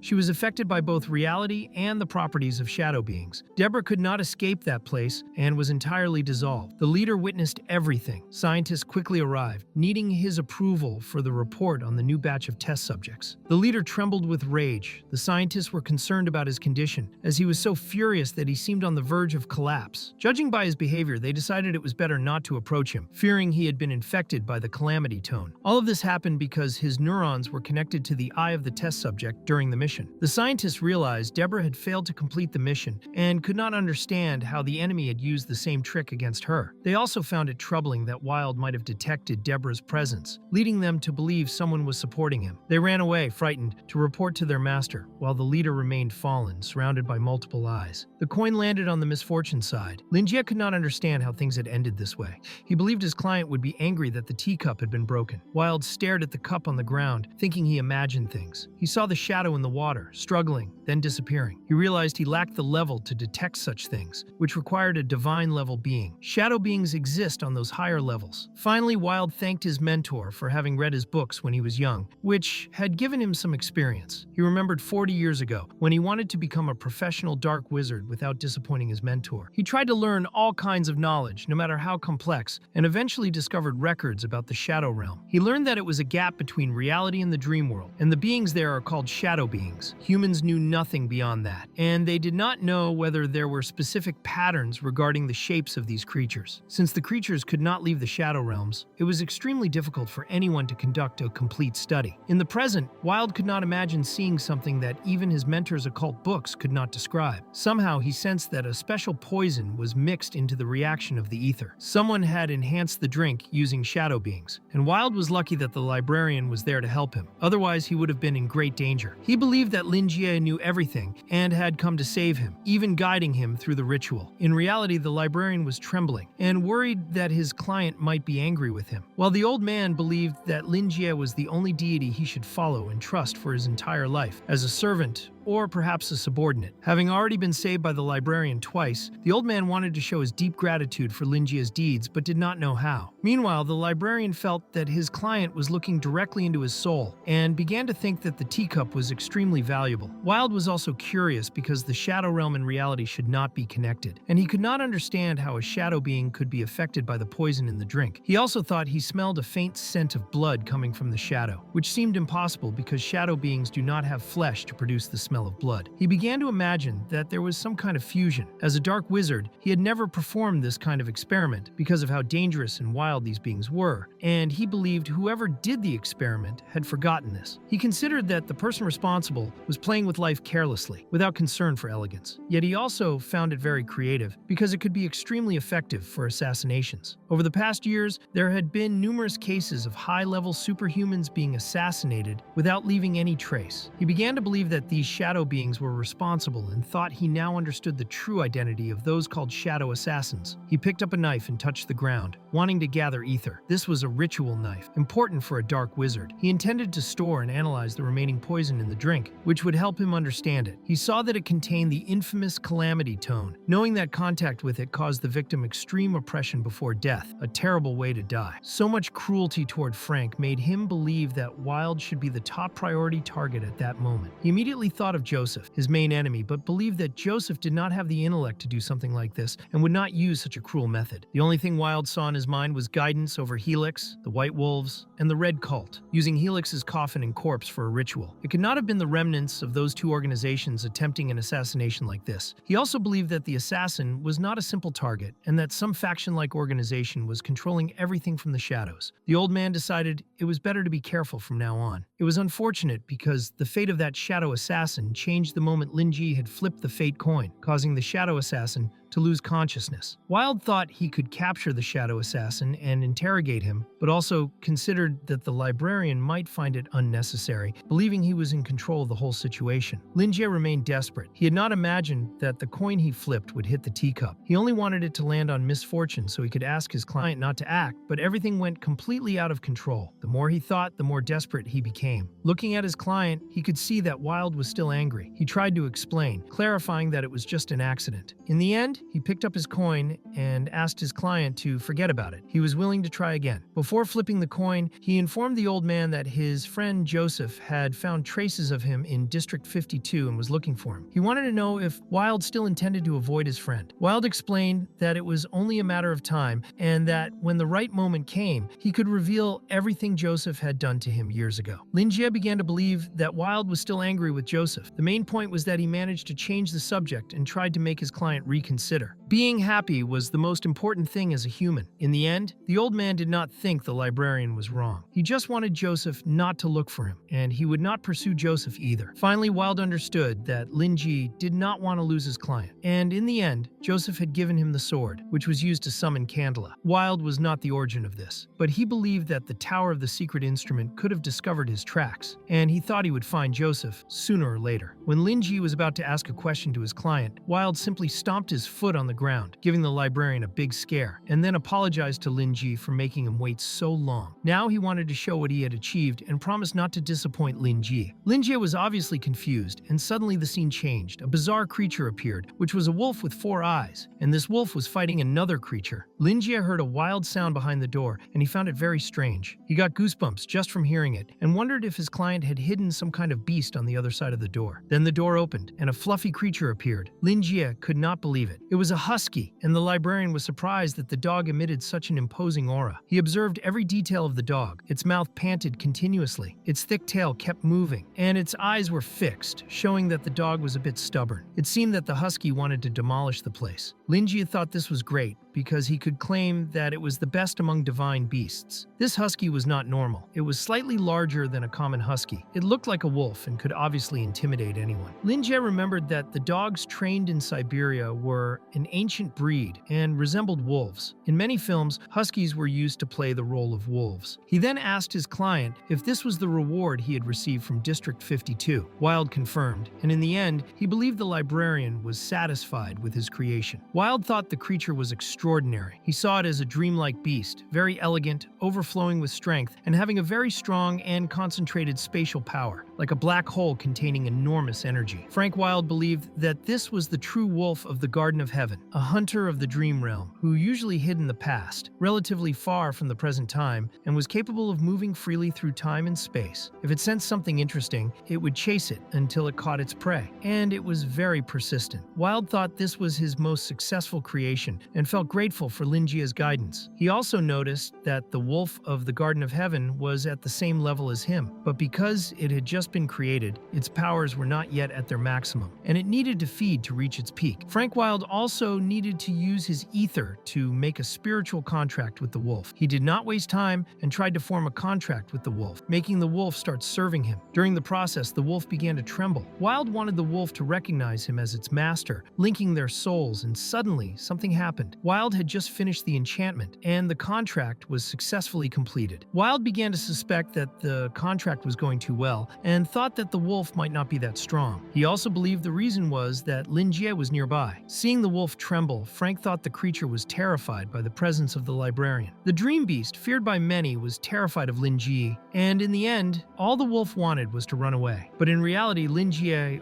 only wanted to play with the wolf, which to him looked like a dog. Wild immediately tried to calm the dream beast, explaining that Lingi was someone it would serve and would not harm the wolf. All the wolf needed to do was be loyal. At the same time, Wild found it frightening that the creature behaved this way, but he was sure that Lingi would always be its master. Lingi felt calmer, thinking that Joseph had been mistaken, and Wild went to District 52 to take in a stray dog. The librarian had a feeling that the husky belonged to someone who might have been in the great explosion that happened in District 52. In the end, the husky had a happy ending by finding Wild. Lingi thought he was not far from the truth. During this period, his client joined the Blood Festival to help criminals find the meaning of life. He practically created a fairy tale in his mind, imagining that the old man now had a much better life. His perspective was distorted, just like others living in Noken. Lingi now did not know if he should really stop his client because he saw that things were going well with Frank Wild. He believed that if he stopped now, it might affect the old man's trust. He did not want to ruin the old man's mood just as it was starting to improve. Suddenly, the huge dog began to growl, which scared the librarian a little. Frank tried to calm the wolf and held it. Lingi was surprised that the old man could hold the strength of a husky alone. Now he understood how the old man could go to his bookstore alone, and he believed that the old man had no trouble protecting himself. The name Wild had given to the wolf was Greedy, and he ordered it not to move. Seeing how the wolf was acting defenseless for a moment, Lingi could not resist and went to pet the wolf. After touching it, the husky seemed to feel as if it had lost its soul. Lingi thought the name Greedy was very cute and kept petting the dog. Wild thought the name was suitable. Lingi continued to pet the dog, thinking it was very gentle, while Greedy was terrified, staring at his face. Lingi seemed to enjoy giving attention to the beast, which became completely submissive to him. The librarian also thought that his client had a keen eye and that the dog would make a great pet. Wild appreciated the compliment and, in the end, thought that Lingi was the only one who could consider the wolf from the Celestial Garden as a pet. Then the librarian asked Greedy to give him its paw. Greedy became extremely angry at being treated like a dog, but could do nothing and did not dare to resist. It was completely hopeless and simply accepted whatever the librarian did. Lingi asked for the paw again, and Greedy obeyed. The problem was that he kept asking repeatedly, and Greedy just followed until he asked the dog to roll over. Greedy did everything Lingi wanted. Lingi began to think that the dog had been trained before. He praised the dog, but noticed it had a slightly big belly and was eating a bit too much. He even pretended he wanted to bite the dog's belly. The wolf from the Celestial Garden became terrified, hoping his master would save him at that moment, while Wild pretended nothing was happening and even avoided looking at the dog. Wild only wanted Greedy to endure it because it would end soon. Lingi shone with excitement and promised to continue giving the dog lots of attention, which left Greedy completely scared. In the end, Greedy seemed unable to take it anymore. But the librarian grew tired too. He had insisted for so long because he had not touched an animal in 3 years since arriving there. He also thought the husky was quite large and could protect his client, but he considered that feeding such a big dog would be very expensive. He wanted to know if the offerings Wild had prepared earlier included food for the husky. Frank confirmed. Lingi could not believe that his client had placed meat directly in front of the husky, as he had worked hard to prepare it. Frank explained that the offerings were meant for the dog anyway. Lingi understood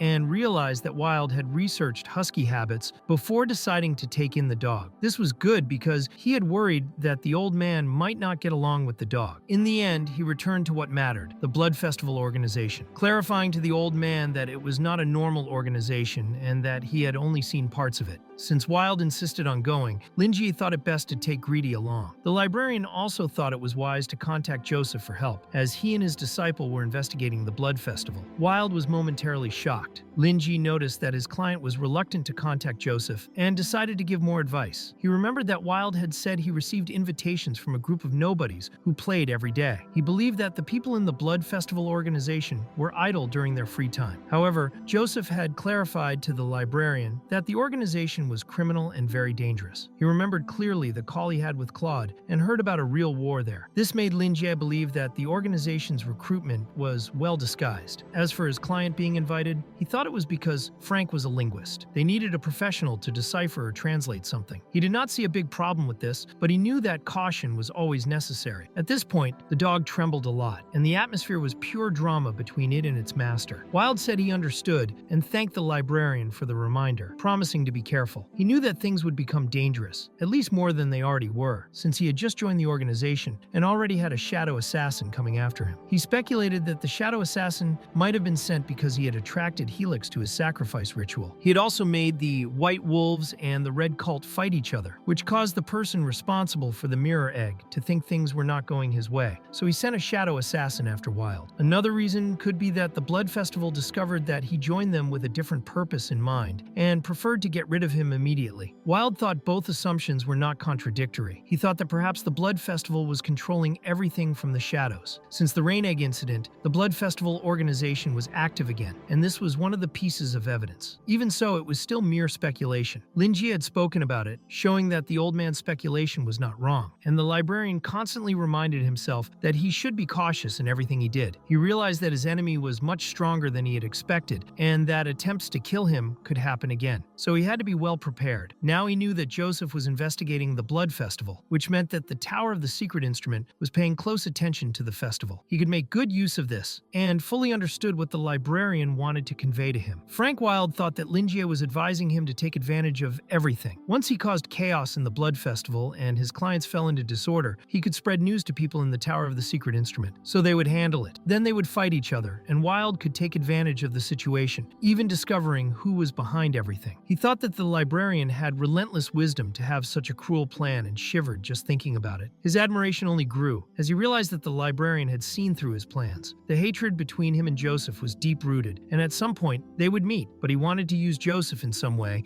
and should forget him for a moment. So he made it clear to Lingi that he would take the dog with him next time and did not want to disappoint the librarian, who was very happy with this decision. He did not want to lose his client and also appreciated that Wilde was trying to bring more clients to him, but he wanted the old man to prioritize his own safety. Frank Wilde assured the librarian of this. Lingi picked up the coin and stared at it for a moment. He wanted to do another reading using the lucky coin. Lingi actually wanted to make the old man feel more confident, believing that he could not fail twice in the same place. Frank Wilde pretended that everything was fine, but in reality, he was starting to get used to the librarian's strange actions. He knew the rumors that the Coin of Destiny was something even a normal superhuman could not handle. It could change someone's fate, which made the requirements for using it extremely strict. First, a great deal of time had to be spent preparing the altar to offer to the goddess of destiny. Then, a large number of clients had to be gathered to chant the spell with their supernatural powers. This could only be done after a long period of sincere prayers. Using it also consumed a large amount of instant power, and there were moments when it could even exhaust the user. If the user was unlucky, they could be weakened or even die immediately. The coin had always been one of the forbidden rules among the world of superhumans. Lingi was tossing it as if it were a toy. Wilde did not see it that way and began to think that the librarian really was the god of destiny. Lingi tossed the coin and caught it in the air. He opened his hand, and the coin's face showed luck. He thought the old man would have a very good journey and wished him all the best. He also said that when he returned to the bookstore, he would meet his new assistant. Then the scene changed to Lua, who informed her boss that she had cleaned the main hall, but no one was there. She had forgotten that her boss had gone out, and the hall was spacious and silent. She felt an unsettling sensation and just wanted her boss to come back. Suddenly, the scene shifted to a girl rejecting a young man, explaining that her heart already belonged to someone else. She excused him, saying he was a good man and would find a woman who suited him. His name was Bryke, and like any man with a broken heart, he was in disbelief for a moment. In the rain, he tried to understand what had happened. As any man with a broken heart, he cried like a newborn baby and, suffering from unrequited love,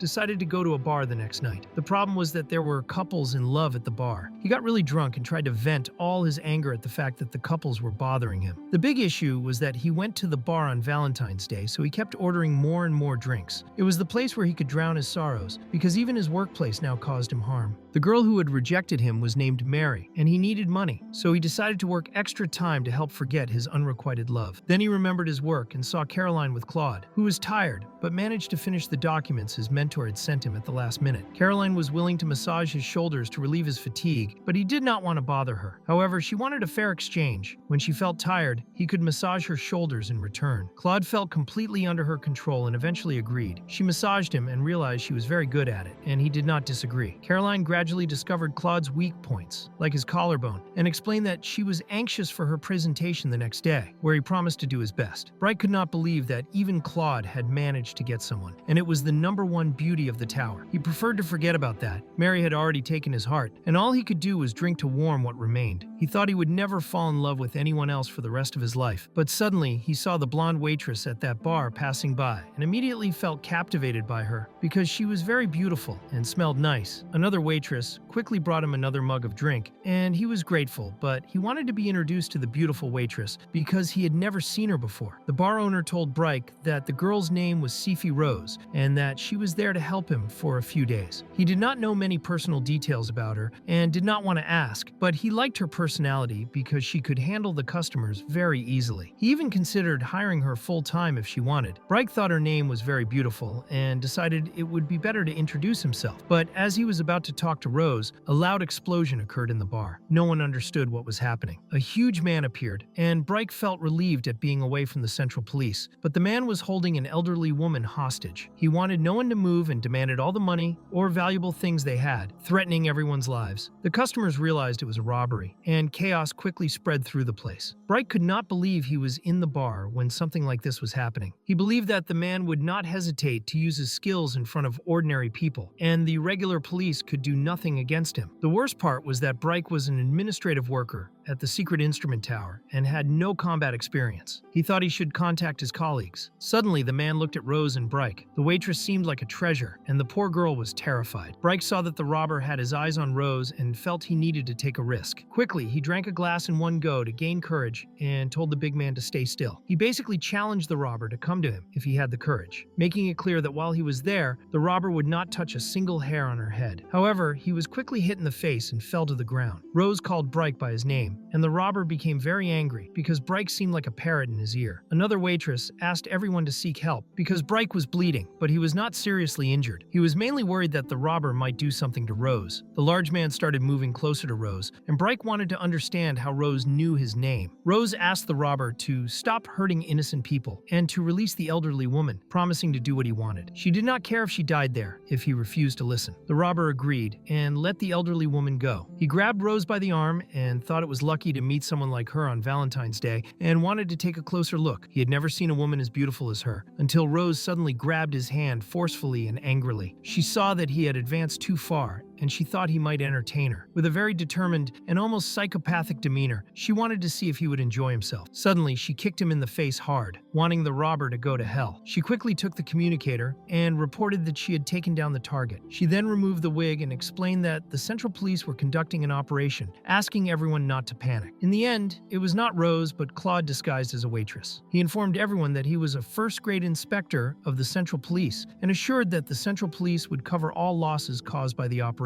Bryke was shocked that his colleague was disguised as a waitress, and not only him, but also the robber could not believe that the little blonde girl was actually a man. The elderly woman even gave him a look of moral support, just to warn the robber. Claude went to Bryke and offered him a bottle, apologizing for dragging him into the operation and asking if he was okay. The bottle had actually been sent by the bar owner as a thank you for Bryke's bravery in facing the criminal. Bryke felt he did not need any reward because he had only done what he should. However, Claude also did not understand why his colleague would be drinking in a bar on a day like that. Bryke felt embarrassed and explained he just felt like drinking, trying to shift the blame to Claude, who was dressed that way. Claude explained that to capture Gablin, the Central Police placed several undercover officers in nearby shops. They even considered using female officers, but they were somewhat unusual for the role and unwilling. Bryke thought Claude had been very professional to manage something like that. In the end, Claude just wanted Bryke to understand why he was dressed that way and preferred to keep it a secret because it was embarrassing. Bryke did not want Claude to worry and promised that he would forget about it. In the end, he was shocked because he found Claude attractive dressed as a woman. Bryke even considered inviting Claude for a drink, but Caroline arrived. She was looking for Claude and apologized for making him wait, thinking it was a coincidence to find Bryke there. Claude also apologized to Bryke and said they could meet later, explaining to Caroline that he was finishing his work and had not waited long. She asked if everything had gone well, and Claude confirmed that it had. In the end, Bryke stayed nearby, watching the two of them talk. Suddenly, Claude's communicator started ringing. Bryke answered it, and it was Joseph, asking if Claude had finished the mission. After receiving confirmation, Joseph wanted Claude to return to do overtime because of important and urgent documents, which surprised Caroline, who was having a moment with him. Claude did not want to fail, and asked Joseph to leave it for later because he was busy. Joseph commented commented that it seemed like everyone had decided to take a day off at the same time. Bryce did not want his pupil to complain or do the overtime himself. He quickly apologized to Caroline, who was understanding because it was not something Claude did by choice. Claude apologized again, explaining that he did not have much control over the situation and would make it up to her another day. Bryce watched everything with wide eyes, holding the bottle so tightly that it began to crack. He quickly stood up and went to them, taking Claude's communicator and drinking the entire bottle in one go. He told Joseph that Claude had an important matter to handle and could not help, also mentioning that he had Claude's communication device at that moment and could do the overtime work in his place. Joseph was confused because he did not know who was speaking. Meanwhile, Caroline and Claude were very shocked by Bryce's sudden action. Bryce made it clear that his colleague would not be working when he was having a good moment. He also wanted them to be affectionate with each other, and both of them were extremely embarrassed. Bryce then left, saying he would do the overtime, while Claude worried about whether his friend was physically ready to handle the extra work. Caroline wondered if it was really a romantic date, and Claude felt very embarrassed, trying to avoid the situation, and clarified that he had never thought of anything improper. Caroline thought Claude was foolish for not taking initiative, and believed they should thank Bryce later. Awkwardly, she told Claude that since he had made plans for their evening, he should not waste all his effort and should continue with it. Claude understood, complimented her outfit, and they tried to touch each other's hands while Bryce ran faster than a sprinter. The bar waitress, who had been worried about Bryce, turned out to be a girl who was interested in him, and he had not noticed. The scene shifts to Lua, who was alone in the bookstore, believing there would be no customers that day. Having cleaned the bookstore and arranged the books, she did not know what else to do before her boss returned. She remembered that her boss had said if she continued learning, he could become much stronger, and she knew she had a long way to go. All she could think about was improving herself in some way. She quickly picked up the box she had received from Jiji Jishu and, having studied materials related to it, believed she could now break the seal with her own strength. She began to decipher the runic seal and identified the first and second circuits. All the secret keys were unlocked, and she truly succeeded, though she felt exhausted. She imagined her boss arriving and gently patting her head for breaking the seal and showing progress. Feeling very sleepy from fatigue, she fell asleep. In her dream, she was startled by the mother of the moon and sun, realizing she had taken a nap during class time. She thought the moon was not happy to see her and understood that she felt lonely being alone in the bookstore, missing her boss. The girl tried to hide it, pretending she did not miss him, but the mother of the moon and sun could see through it. Lua wondered about the outfit Walpurgis was wearing, and Walpurgis was only wearing it based on the description the girl had given about her boss during a lecture. She had never seen the real outfit, and added some details. Lua thought it looked a little different because it was not as tight as when her boss wore it, but it still looked cool. Walpurgis was happy with the compliment. In the end, she told the girl that she had already delivered the dreamlike landscape to her. From that moment, Lua became Walpurgis's disciple, and her original power would be given eventually to fulfill the promise they had made to destroy the false moon. Walpurgis would also teach her everything she knew about the Dome Church. The Dome Church was currently the most renowned religion there. They were also a superhuman organization composed of the Pope, the Saint, the Apostle, the Evangelist, the Father, the Priest, and the Sisters. Their positions and status were ranked within the organization, and there was only one Pope, who was appointed by the Oracle. The Saints represented the light and darkness of the moon, and they were responsible for transmitting the Oracle's messages. There were 7 apostles appointed according to the phases of the moon: new moon, crescent moon,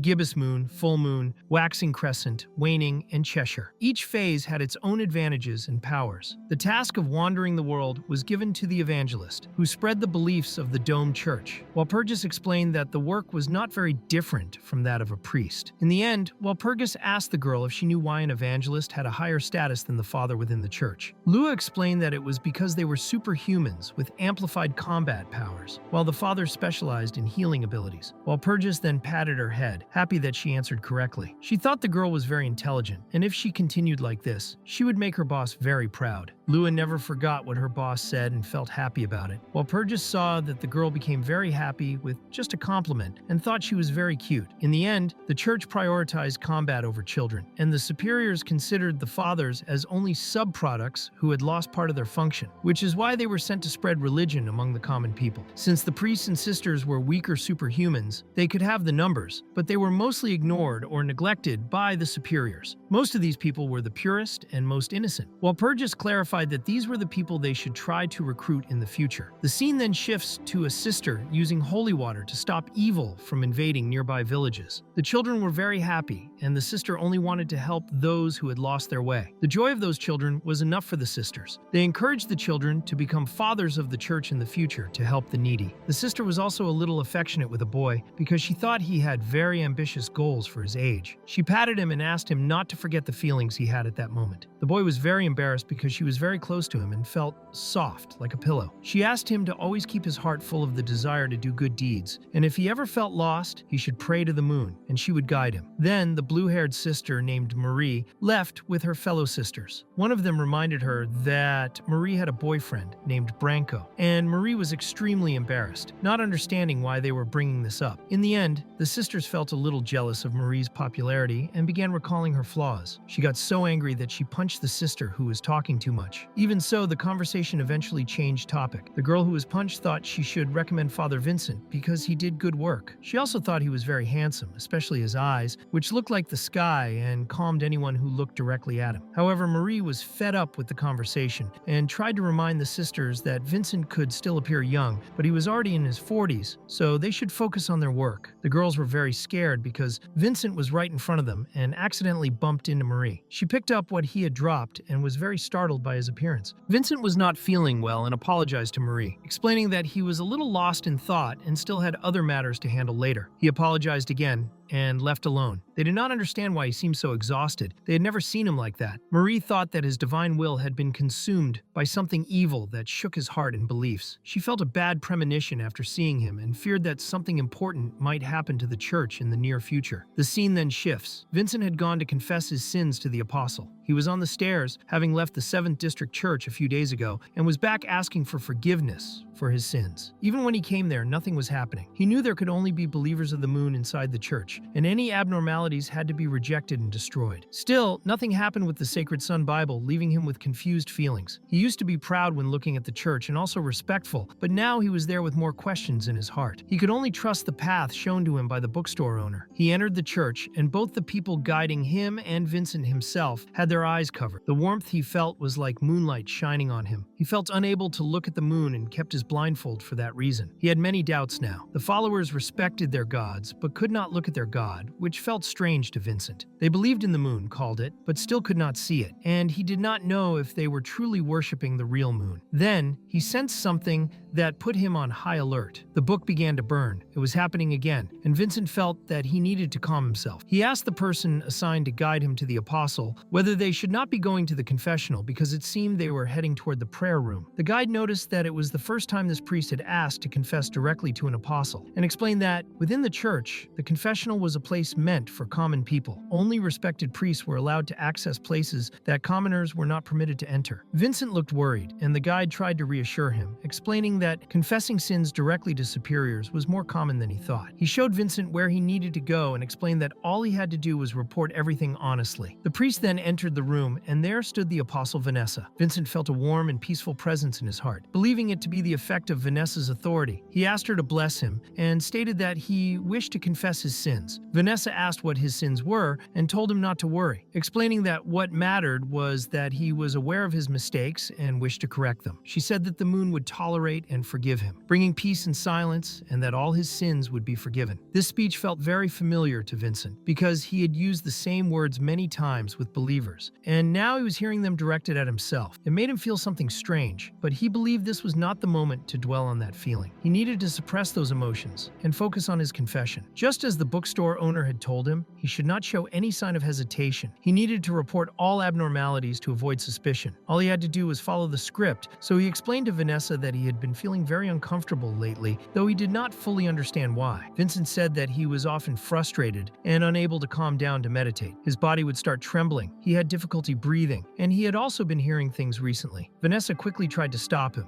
explaining that this kind of situation was not very sinful. She believed he only needed rest, but Vincent asked her to let him finish speaking. He thought that all of this was happening because he had been busy lately, but the situation was far more serious than he had imagined. He began recalling more details and clarified that the most important part was that he had seen the moon in his hallucinations, and that was his sin. Apostle Vanessa was shocked by this revelation and immediately asked him to stay calm. She wanted to be sure that he had truly seen the moon, but Vincent explained that what he had seen in his dreams was something he had never seen in his life before. He began to sweat and explained that everything indicated it was the moon, reflected clearly in water. He asked her what he should do. Vanessa told him not to worry and said that everything was fine, treating it as if it were merely his imagination and not the real moon. She touched his forehead and asked if she was correct in that assumption. She declared that all he needed was rest. Suddenly, Vincent felt something, and Vanessa thought he might be one of the candidates who had been assigned the sacred moon brain. She explained that if he felt uncomfortable, he should use it more, and over time, he might begin to understand its effects. If he felt that his faith was not strong enough, he should guide his belief toward the protection of the moon. Vincent began to tremble, thanked the apostle for her guidance, completed his prayers, and then left the place. Vanessa called a servant and ordered him to check Vincent's records to see if any abnormal events had occurred recently. The servant carried a small crystal sphere inside a case. The scene then shifts to Vincent, who felt that it had been a close call. Based on how Vanessa handled the situation, she did not suspect him. He was aware that rumors were circulating, and he had heard about the personality of the newly anointed seventh apostle. The previous apostle of the Cheshire Moon had died while fighting the invasion of the Dream Beast. Because of that, the saint and the pope anointed a new seventh apostle from among the evangelists, and that person was Vanessa. The procedure Vanessa underwent to become an apostle was simpler than usual. Apostles normally trained their successors, and Vanessa had already been a servant and assistant to the former Cheshire Moon apostle, which was why she was chosen for the position. Vincent had also heard that Vanessa's personality was terrible, that she was vengeful and extremely forceful. He knew that her gentle and kind behavior was merely an act for followers and subordinates. The main reason was the authority she inherited as the apostle of the Cheshire Moon, known as the Domain of Silence. This authority allowed her to affect those around her, making them feel peace and silence deep within their hearts. It also caused weak-willed individuals to submit directly to her. The most frightening aspect was that Vanessa could freeze ether across a wide area, rendering it ineffective and useless. It was a powerful silence spell with a large radius, effectively a lethal weapon. Vincent believed that if Vanessa had discovered even the slightest suspicion of betrayal in his heart, she would have ordered her men to seal the confession room, and he would have lost his life there. In the end, Vanessa had not done that and still tried to comfort him. Vincent was only deceiving himself because he thought she would investigate him, and he believed she was just reporting everything out of fear. He also thought there was something really wrong with the Holy Moon's brain because of how Vanessa had reacted to him. He believed that other people in the church were going through the same thing, not just him. At the moment he had responded to Vanessa, the Domain of Silence had been activated, and she was making him obey her. She did not imagine that when she touched him after activating her authority, the Holy Sun Bible hidden in his clothes would absorb the ether. Because of this, he regained consciousness after being absent for a brief moment, and he believed everything was as it should be, exactly how Lingi wanted. He also thought that the librarian was correct, and that they may have been deceived for a long time, but he still could not free himself from his past self for now. He did not know what he should do, and asked himself whether he should tell the truth to everyone else. He did not know if he had the strength to face the consequences if he did. Vincent's mind was a mess, and he went to the nearby lodging to spend the night and think about it the next day. He knew he should act with caution since Vanessa had not suspected him. The scene changed to Vanessa handling the sphere that the servant had brought. She believed that the reason Vincent was having abnormal symptoms from the Holy Moon's brain was due to his high compatibility with the moon. Because of this, his senses would increase to a very high level, and he could see the moon, which was a normal symptom. She only thought she should be careful and ensure no one else discovered his abnormal behavior. She dismissed the servant called Hymen, and she continued looking at the small sphere in her hand. Suddenly, she threw the sphere. Most lower-level priests in the church did not know that the sacred emblem had been fused with a part of a person's soul. It was not only the best means to cast spells with the moon's power, but also an observation tool for the superiors. Once someone passed the cleansing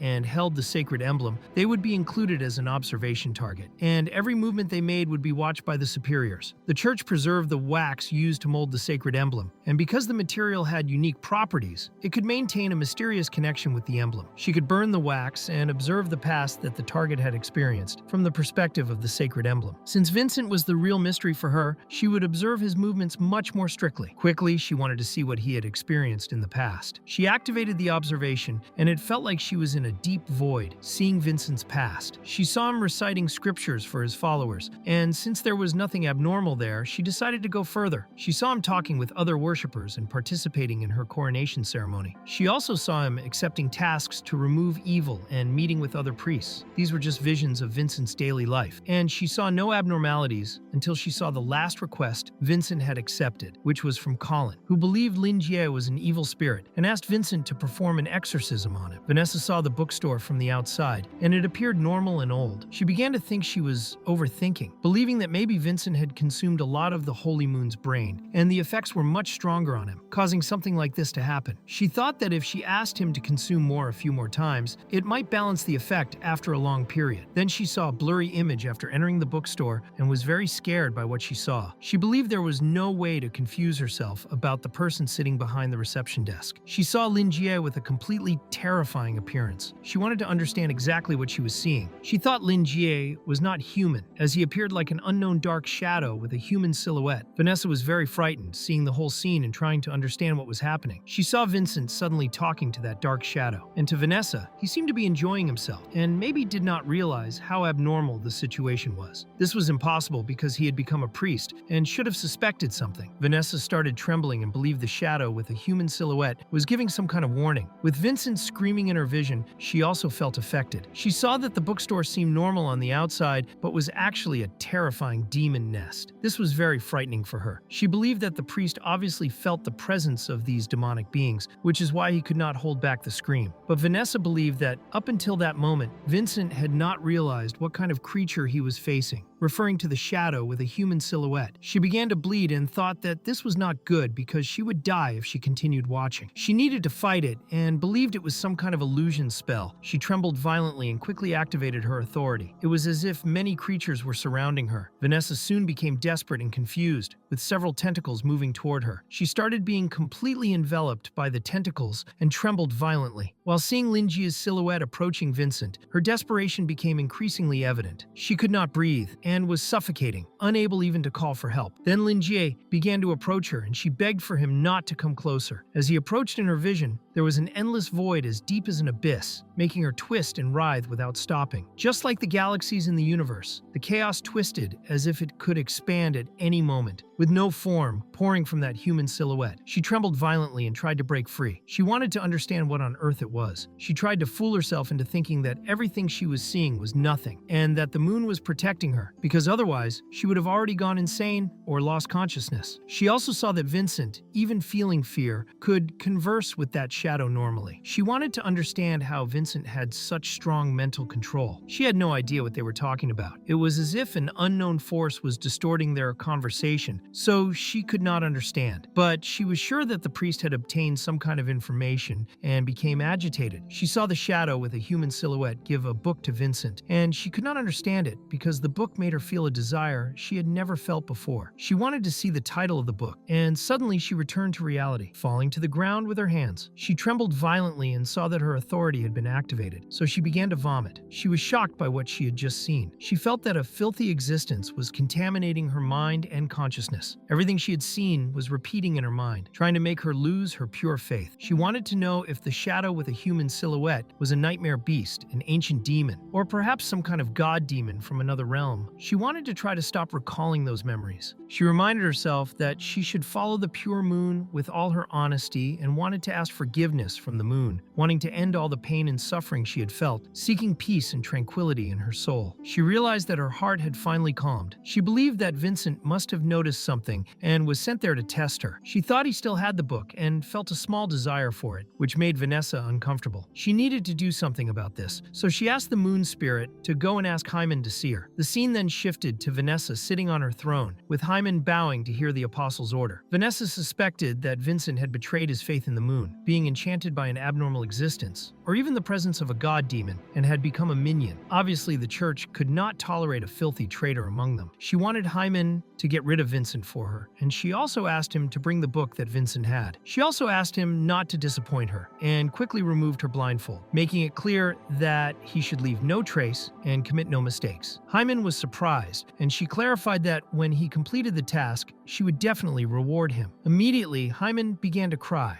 and trembling, he touched her feet, making it clear that he felt honored. He kissed Vanessa's feet and promised to complete the mission, because being loyal to her was the greatest honor of his life. He behaved almost like a puppy before Vanessa, doing everything for the church, the moon, and Vanessa, not caring if he had to risk his life to accomplish it. Hyman then left to complete the mission, while Vanessa went to the communication room where the water mirror was, touching her feet to the ground. From there, she was able to communicate with the Pope, who wanted to know what problem she was facing. Vanessa explained to the Pope that she was there to report an abnormal situation occurring in the church of the 7th District. The scene shifted to Vincent, who was kneeling, but it was not working, and he could not enter that meditative state again. He believed it was because his faith in the moon was no longer fully loyal in the depths of his heart. He began to tremble, and when he was about to leave through the door, he believed it was not the right moment yet, and that he should have done it sooner. He decided he would think later about how to deal with the church until Hyman found him. Hyman did not know if he should kill the priest immediately. He stayed on the other side of the door, thinking he should wait and make his best move when Vincent was asleep. He did not want to leave any obstacle for Vanessa, and treated Vincent as if he were truly a traitor, eager for him to go to bed so everything could end quickly. Later that night, Vincent lay in bed, and as he fell asleep, a voice appeared, asking him to wake up. Vincent woke up startled, wondering who was there. He realized he had woken in the dream world and knew where he was. He also thought the place was very beautiful until he saw a person floating in the air wearing a mask, who began to speak to him. It was Lingi's assistant, declaring that he was the chosen one and that he had finally arrived. Vincent was very confused, not understanding what it meant. He immediately thought of Lingi, believing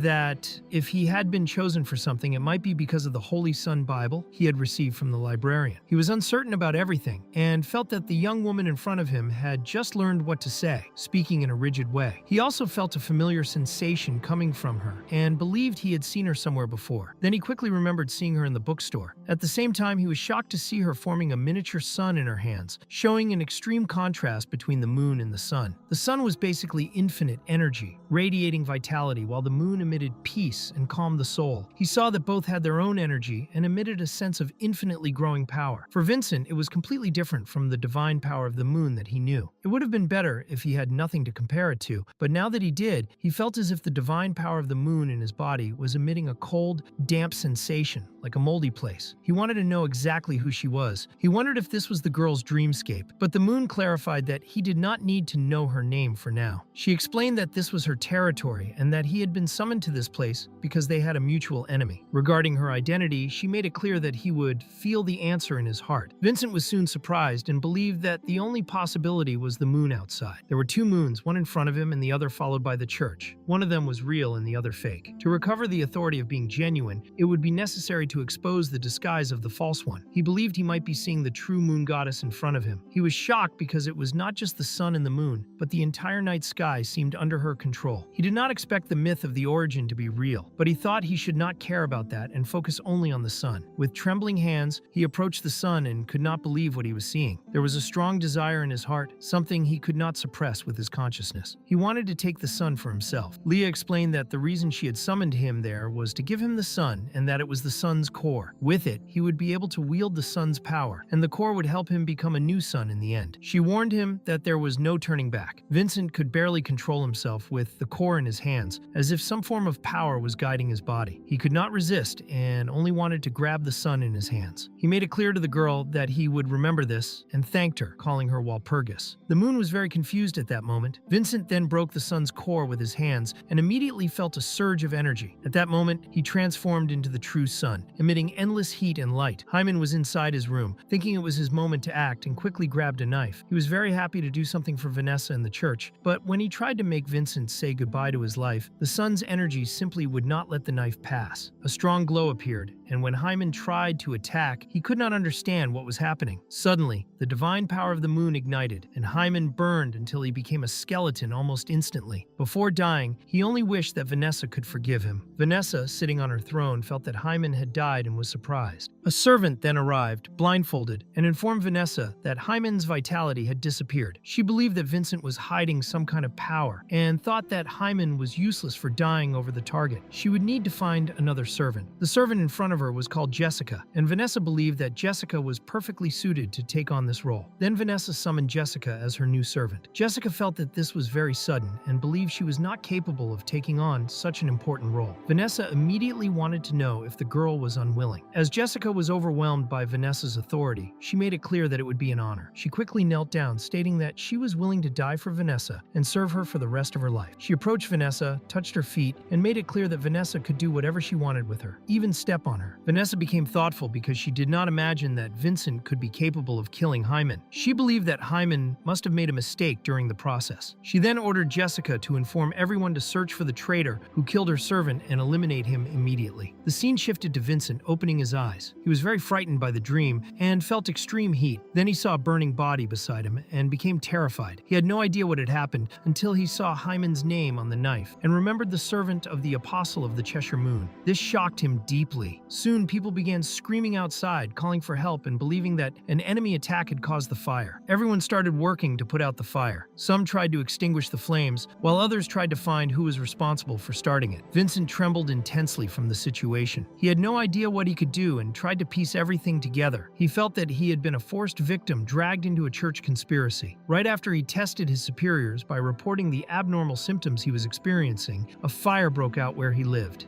and the servant of the apostle was lying dead in his room. The clerics outside were shouting that it was an enemy attack. He had the Holy Sun Bible, which was known as an anomaly that brought disasters to those around it. He wondered if he could escape this. Looking at the knife, he felt there was no way out. He threw the knife to the ground because he was alive and the other was dead. This meant he would be implicated, with no way to avoid it. He was sure Vanessa had become suspicious and sent someone to kill him. His only option was to leave. He jumped out the window, making a clean leap and landing on the ground on his knees. Vincent was gasping for breath but could not stop. He heard clerics saying that the enemy had escaped, and suddenly he came face to face with several evangelists. He was terrified, and they quickly accused Vincent of being the criminal who started the fire and killed Hyman. Everyone began chasing him and treating him as an anomaly. He ran desperately, and the evangelists refused to let him escape. Vincent began using his enhancements to gain more speed and endurance to flee, but he was reaching his limit. He believed Vanessa was truly cruel and that the rumors about her were true. She had treated him kindly and tried to comfort him, only to later send an assassin to stab him in the back. He thought everything would have been fine if Hyman had succeeded, because he believed he was just an ordinary priest without status or ability. Now he understood why the evangelists were after him. All of this was because Hyman had died. He believed Vanessa had the support of the entire church, and no matter what he did, he would die anyway. He could not imagine how Vanessa had been able to create such a perfect plan after such a short interaction with him. He did not understand how she was mobilizing so much power to eliminate him. He saw himself as an ant. At the same time, he believed Vanessa was unaware of the Holy Sun Bible. Perhaps because of the heat and power the Bible emitted, the flames split apart, allowing him to pass through without being injured. He remembered that Lingi had told him to report anything abnormal that happened. He also remembered the young woman he saw in the dream and how she resembled the bookstore assistant. He began to believe that everything was part of Lingi's predictions and that the Holy Sun Bible had been given to him to reveal its power. Only then could he explain how he survived Hyman's blade. Suddenly he stumbled and fell to the ground, cutting his forehead. He had been dragged into all of this unwillingly and felt like a pawn who was both lucky and unlucky. In the end, the librarian had predicted Vanessa's actions before everything even happened, and Vincent believed Lingi knew the true goal of the entire church. He felt he was in a terrible situation. The evangelists were getting closer and closer, and he could already imagine himself being taken to the guillotine. More than 100 evangelists were chasing him, which was terrifying. Perhaps he would not have survived this long if the fire had not happened, but he still believed this was the end. His heart began to beat extremely fast, and suddenly the Bible started to shine. It felt unreal. The energy was golden and scorching, and it seemed as if a voice from inside inside was calling to him. He tried to open the Bible, but seeing the evangelist so close, he realized he had no other choice. He began flipping through the pages, as if these were his final seconds of life. The evangelist used blades imbued with the divine power of the moon to suppress the flames, and some of them were frightened by the fire. They believed Vincent had obtained some kind of power to confront them, but they still felt confident in going after him because the entire 7th District was chasing him. And at that moment, they were trying to suppress the flames, thinking in their minds that Vincent was just a normal-level man. So they surrounded Vincent and also confirmed that he had no accomplices. Vincent placed his hand on the Holy Bible of the Sun while they gave the order to kill him, and many evangelists exaggeratedly chased after just one man. They used the magic they had mastered, and Vincent believed that he was truly dead, feeling that there was no other option in front of him. Quickly, he opened the Bible, which created an immense flash in front of everyone, and the scriptures flew directly to the head of the priest, who was being treated as a traitor. He felt the power of the book entering his body, but he started to feel overwhelmed and began to feel pain because of it, as if his body was burning. He felt his body transforming like a volcano that could erupt at any moment, but there was no way to relieve it. He felt he had to release that energy as fast as possible because he was at his limit. He simply joined his hands without fully understanding and immediately channeled the energy into his hands. Now he felt his body lighter and also felt joyful, unable to stop laughing. No one understood what he was doing with that scorching fireball in his hands, until one of them, who had a kind of tracker similar to Vegeta's in Dragon Ball Z, noticed that Vincent's level was rising very quickly, and suddenly he reached a destructive power level. The evangelists were shocked and dropped their swords. Their power meters even broke, and everyone began to tremble in front of Vincent's power, thinking he was no longer human. The energy was so dense that it burned Vincent's hands, and he could no longer see anything. He guessed he looked extremely terrible at that moment. He lost his vision, and his eyes were full of scorching white light. His skin cracked and bled, with light leaking through the cracks, but he could still feel the presence of the sun. He wanted everyone to salute the sun, creating an enormous fireball with immense brightness. He threw the fireball there, causing an explosion like a nuclear bomb. The scene shifts to Vanessa, who found it very strange that the evangelists had not sent any news yet. Suddenly, she felt something bizarre and was very scared, not understanding what was happening. She sensed the fluctuation of power at a destructive level and quickly tried to use her authority, but her authority was useless at that moment because the amount of ether was enormous. She wanted to know who the person behind that power was. She immediately thought of Vincent and thought he could not possibly have that much ether, until she remembered the ghostly figure she had seen before, who was actually Lingi. After that, she was completely burned, and in the end, the entire church of the 7th District had been annihilated. The scene shifts to moments before everything happened at the central church. The Pope was listening to Vanessa's explanations. She suspected that a demon god might be residing in the bookstore. She also warned that this demon god had already discovered the problem with the sacred moon brain and was using it to shake the beliefs of the church followers. The Pope revealed that her report was indeed very important to them. The old man's name was Rodney, and he wanted Vanessa to keep an eye on that bookstore. He believed they had to carefully plan the next steps, because he did not expect that the famous librarian was actually a demon god. However, he also believed that the moon was the only true divinity in this world. The rest, who were called gods, were only imitators, and those imitators would be destroyed before the true great divinity. He was certain that nothing could be greater than the great moon in the sky. Still, he believed that they could not underestimate the power of that demon god, and he needed to be eliminated as quickly as possible. Rodney thought about the silver placenta. Rumors said it was the remains of the first generation of saints after the moon was created. The church had been worshipping two other sacred relics, the ancient ring and the sleeping sun of the moon. The existence of these items represented belief in the moon itself. He thought that this demon god was trying to create a new belief. Rodney believed that Lingi was contacting all kinds of people outside to gather loyal followers, all to strengthen himself. He would use the sacred moon brain to shake the foundation of the church, but that also meant he was not very strong at that moment. For this reason, he hid his identity and acted in the shadows. But the Pope had a card up his sleeve. Vincent's emblem was the reason the librarian's identity was exposed. The first group who had consumed the sacred moon brain had already felt its effects, and soon they would become extreme and have no fear of death. The Pope just wanted a little more time so the test could start soon. He had a bizarre creature on a cushion, and suddenly he realized something. It was midnight, and he saw a bright light shining strongly like the sun. He looked out the window and realized it was coming from the direction of the 7th District. He wanted to know what was happening with Vanessa, until he was caught by surprise, because the Cheshire moon phase simply melted and disappeared. The Pope could not understand how this was possible. The moon phases on the staff, which represented the entire church, also represented the symbol of authority. The staff the Pope held could use the power of all the apostles and saints. So if Vanessa died, the authority would return to him. He was surprised that the other side's power power was capable of even annihilating the authority of the Cheshire Moon. He believed no one could reach that level. He began to tremble, and after touching the staff, his finger simply burned and his blood dripped onto the floor. He wanted to understand what kind of power could burn him like that. That power was also burning the Pope's divine power. A servant appeared, warning that there was a problem and explaining that the 7th District had been attacked. The suspicion was that Vincent caused the explosion, and they confirmed a total of 233 followers, including Vanessa, were now dead. The woman's name was Cheryl, and she was accompanied by the newly appointed apostle, a boy of 8 years old named Rio. Cheryl informed the Pope that all the districts had been warned, and they had listed Vincent as one of the most wanted, to be hunted with high priority. The Pope could not believe that Vincent had escaped. Cheryl began to tremble and begged for mercy from the Pope, apologizing for not being able to control Vincent during the chaos. Rio was also very scared. In the end, the Pope felt he could not blame her for this. He remembered Vincent as a good boy who had built a good relationship with the priest who had guided him. He also remembered the old priest, who was an honest and loyal follower. The Pope remembered that the priest lived in the slums of the 7th District and wanted Cheryl to visit and talk with the old man. Rio felt worried at that moment. Rodney told Rio that he had just gained his authority and that the mission given to Cheryl was dangerous, and he did not need to join her. He was willing to guide the divine spells of Dio that night, but Rio felt very reluctant about this. Cheryl did not want the boy to hesitate and explained that it was a blessing from the Pope, so Rio went to the Pope, feeling very uncomfortable. The Pope placed his hand on the boy's head and explained that time would be essential for him. He ordered Cheryl to inform Crescent, and if Vincent did not go to meet the old priest, then they should take the priest as a hostage. If Vincent went there, they would catch him that way. The scene suddenly shifts to Vincent, who was very out of breath but felt relieved for having escaped. However, he still did not know what to do at that moment. He had seen what it was like to use the power that greatly exceeded his ability. It was not just that the power annihilated the entire 7th District, it also awakened the divine power of the moon within him and sealed that power. He did not realize it, but his body had been modified, and before finding answers, he had to endure the pain of his entire body breaking with no time to stop. He had to leave quickly because he was sure the police would block the entire area and issue an arrest warrant against him. Since he was badly injured, he could not run to the bookstore, and now he had no other place to go. He simply leaned against a tree, believing there was a place that would definitely give him peace. The place where he grew up and accepted his purification and entered the church was the small Wren Church. He never imagined that the next time he returned, it would be in that way. He wondered what his younger self would think if he saw his appearance at that moment. Soon he remembered when he was playing with his friends as a child, when they would steal fresh apple pies to give to people who were starving. He tried to make his friends understand that they were doing it to help those who needed it the most. Suddenly he was caught by the bearded priest, who explained that he had never heard of a pope who led others to steal. Soon everyone started running and left Vincent alone with the bearded priest. The priest wanted to know if Vincent had played any other tricks recently. Vincent tried to hide everything from the priest until he finally confessed and admitted that he had caused a lot of trouble. He apologized and promised that he would never do those things again. The old man thought it was better to forget the matter and felt glad that Vincent recognized his mistakes and wanted to change. The priest then walked with the boy to apologize to each person. In the end, they forgave the boy because he was with the priest. They asked him not to play such terrible tricks again in the future and told him that he should make up for everyone he had harmed in some way. Even though Vincent was a mischievous child, the old man believed that he still had a kind and pure heart. He asked him to return because Susan had made a creamy vegetable soup. Vincent felt very happy when he heard that and went excitedly to Aunt Susan because he was extremely hungry. The priest made it clear that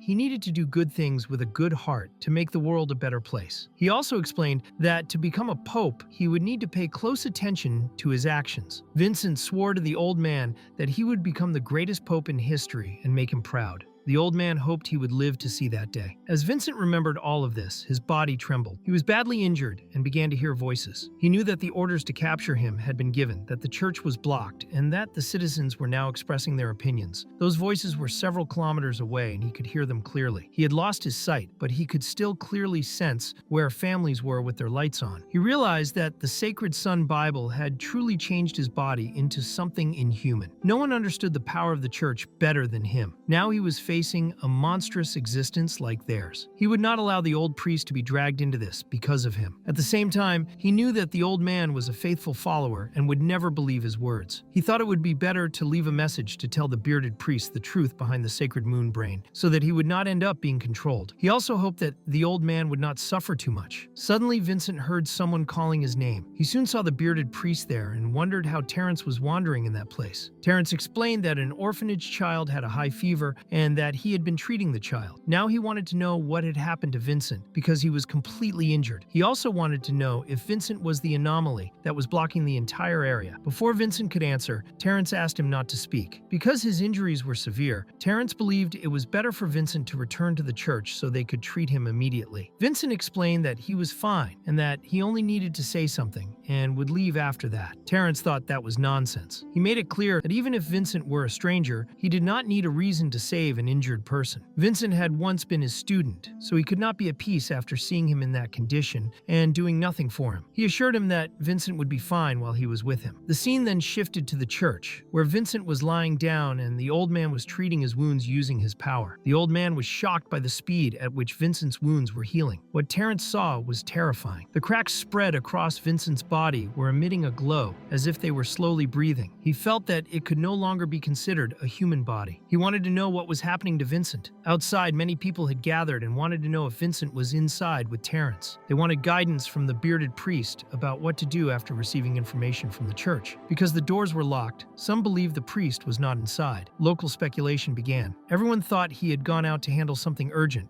and they were willing to wait for his return, but they could not help feeling worried. Inside the church, Terrence heard everything the people outside were saying. Terrence knew that something strange was happening with Vincent. He could not feel even the slightest trace of the divine power of the moon in his body. Instead, he sensed another kind of vitality that was constantly burning and corrupting. It was a scalding form of power that a follower of the moon should never possess because it was the opposite of the moon. He remembered when he had seen a church believer in front of everyone who had an anomaly that appeared in the 7th district. Terrence trembled, unable to believe that it could be true. He asked Vincent to tell him exactly what was happening. Vincent felt great difficulty, but he knew he had to tell Terrence. That bearded priest had always practiced good deeds because of his deep loyalty. He always believed that the moon would bring peace to the people. He always helped spread the voice of the moon because he believed the world would become a better place that way. Vincent felt suffocated. He could not even look the priest in the eyes. He did not know if his eyes showed fear, anger, or disappointment. He apologized to the old priest and, while kneeling, admitted that he had betrayed that priest's expectations and betrayed the moon. He confessed that the anomaly the church was hunting was himself. Terrence was shocked and began to tremble. He could not accept the fact that it had to be Vincent, and he wanted to know why he had come to him. He clarified that he would no longer cover Vincent's mischief like he used to when he was a child. Then he simply let go of Vincent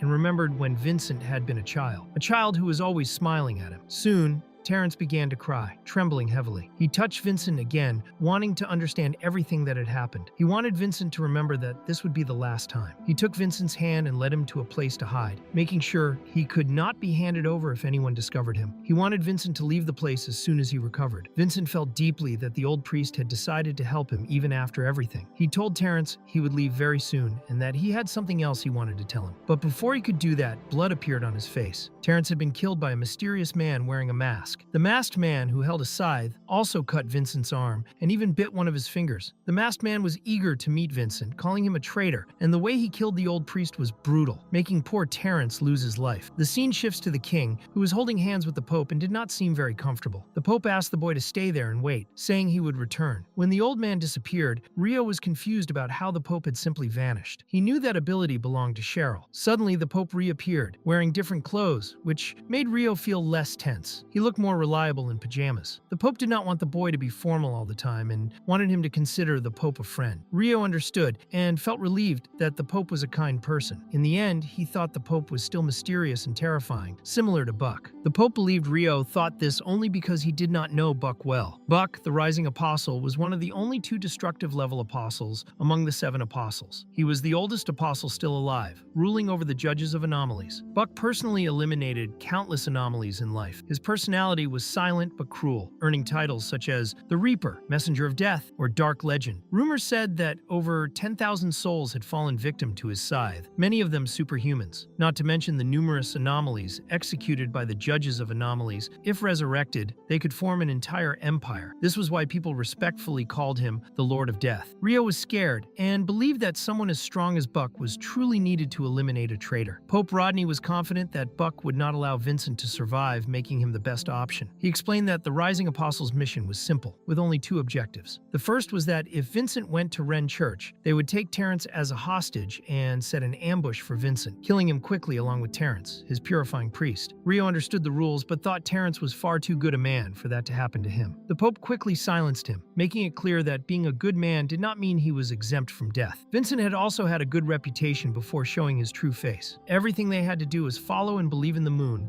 with unwavering loyalty. Violence could be practiced if it served the moon. The Pope wanted Rio to show his loyalty to the moon from now on, and Rio understood. Rio realized the Rising Apostle also had another important objective in the mission. The authority of the Rising Apostle was a form of governance that embodied the will of the moon. Even if the other side had obtained a similar power from the false god, the authority of the Rising Apostle could oppose it. The authority of anomaly judgment was a divine power of the moon that determined whether the other side was not a follower of the moon. If their strength was weaker than Buck's, death would be instant when the authority was activated. Rio learned that Vincent had already betrayed the church and was definitely not a follower of the moon, so the authority could be used against him. The Pope wanted Rio to commit fully because it was a secure room and no one would interrupt them. The Pope wanted to adjust the power of the authority that the boy possessed. They entered the room and the Pope quickly closed the door. The scene shifts to Vincent, who is on the ground, and Buck wanted him to prepare to face his death. He introduced himself to Vincent, who lifted his head and looked at the moon. Buck saw that Vincent was not afraid to hear his name and had even dared to look at the moon. He now understood why Vincent was a traitor to the church and saw that he had a lot of courage. Even though Vincent was blind, it was still an insult to the moon. Buck wanted him to bow his head and threw his chains toward Vincent, completely binding him. Buck thought that Vincent now truly looked like a criminal. He did not want Vincent to worry because he would relieve him of suffering very soon, and Vincent would feel nothing. But Vincent only wanted to understand the reason for all this. Buck explained that there was no reason to kill Vincent's purifying priest because it did not matter if Terrence was alive or not. In the end, Terrence was like a commoner and did not exist to him. Vincent was always the true target. Buck had killed Terrence right in front of Vincent, knowing that Vincent had a strong relationship with Terrence. He understood that Vincent had grown up in that place and found it natural for Vincent to have emotions that he considered unnecessary. But he was also sarcastic enough to clarify to Vincent that soon he would meet his purifying priest, which Vincent could not see. Buck explained that shortly before arriving there, the people of the region had gathered around the area seeking guidance from Terrence. Buck wanted to avoid any unwanted attention, so he cleared the area. He also believed that he was simply acting as a loyal servant, following his creed. He was never one to smile genuinely, so he would draw a smile on his own face using the blood of sinners before executing them. He felt no pity for others, but considered himself kind at heart toward the followers of the moon. Still, he only took their corrupted souls before death and gave them a chance to reincarnate as pure souls after their sinful lives. Vincent became furious and tried to free himself, hearing all of Buck's barbaric words. Buck did not take this lightly, thinking that his prey was resisting him, which he believed was impossible because he had already severed Vincent's arm with a single strike, and he thought Vincent could barely breathe. Buck believed that Vincent was cautious and would not do anything reckless to prevent his own elimination. Buck thought killing Vincent would be as easy as crushing an ant, and prepared to strike with his full force again, revealing that his authority would eradicate everything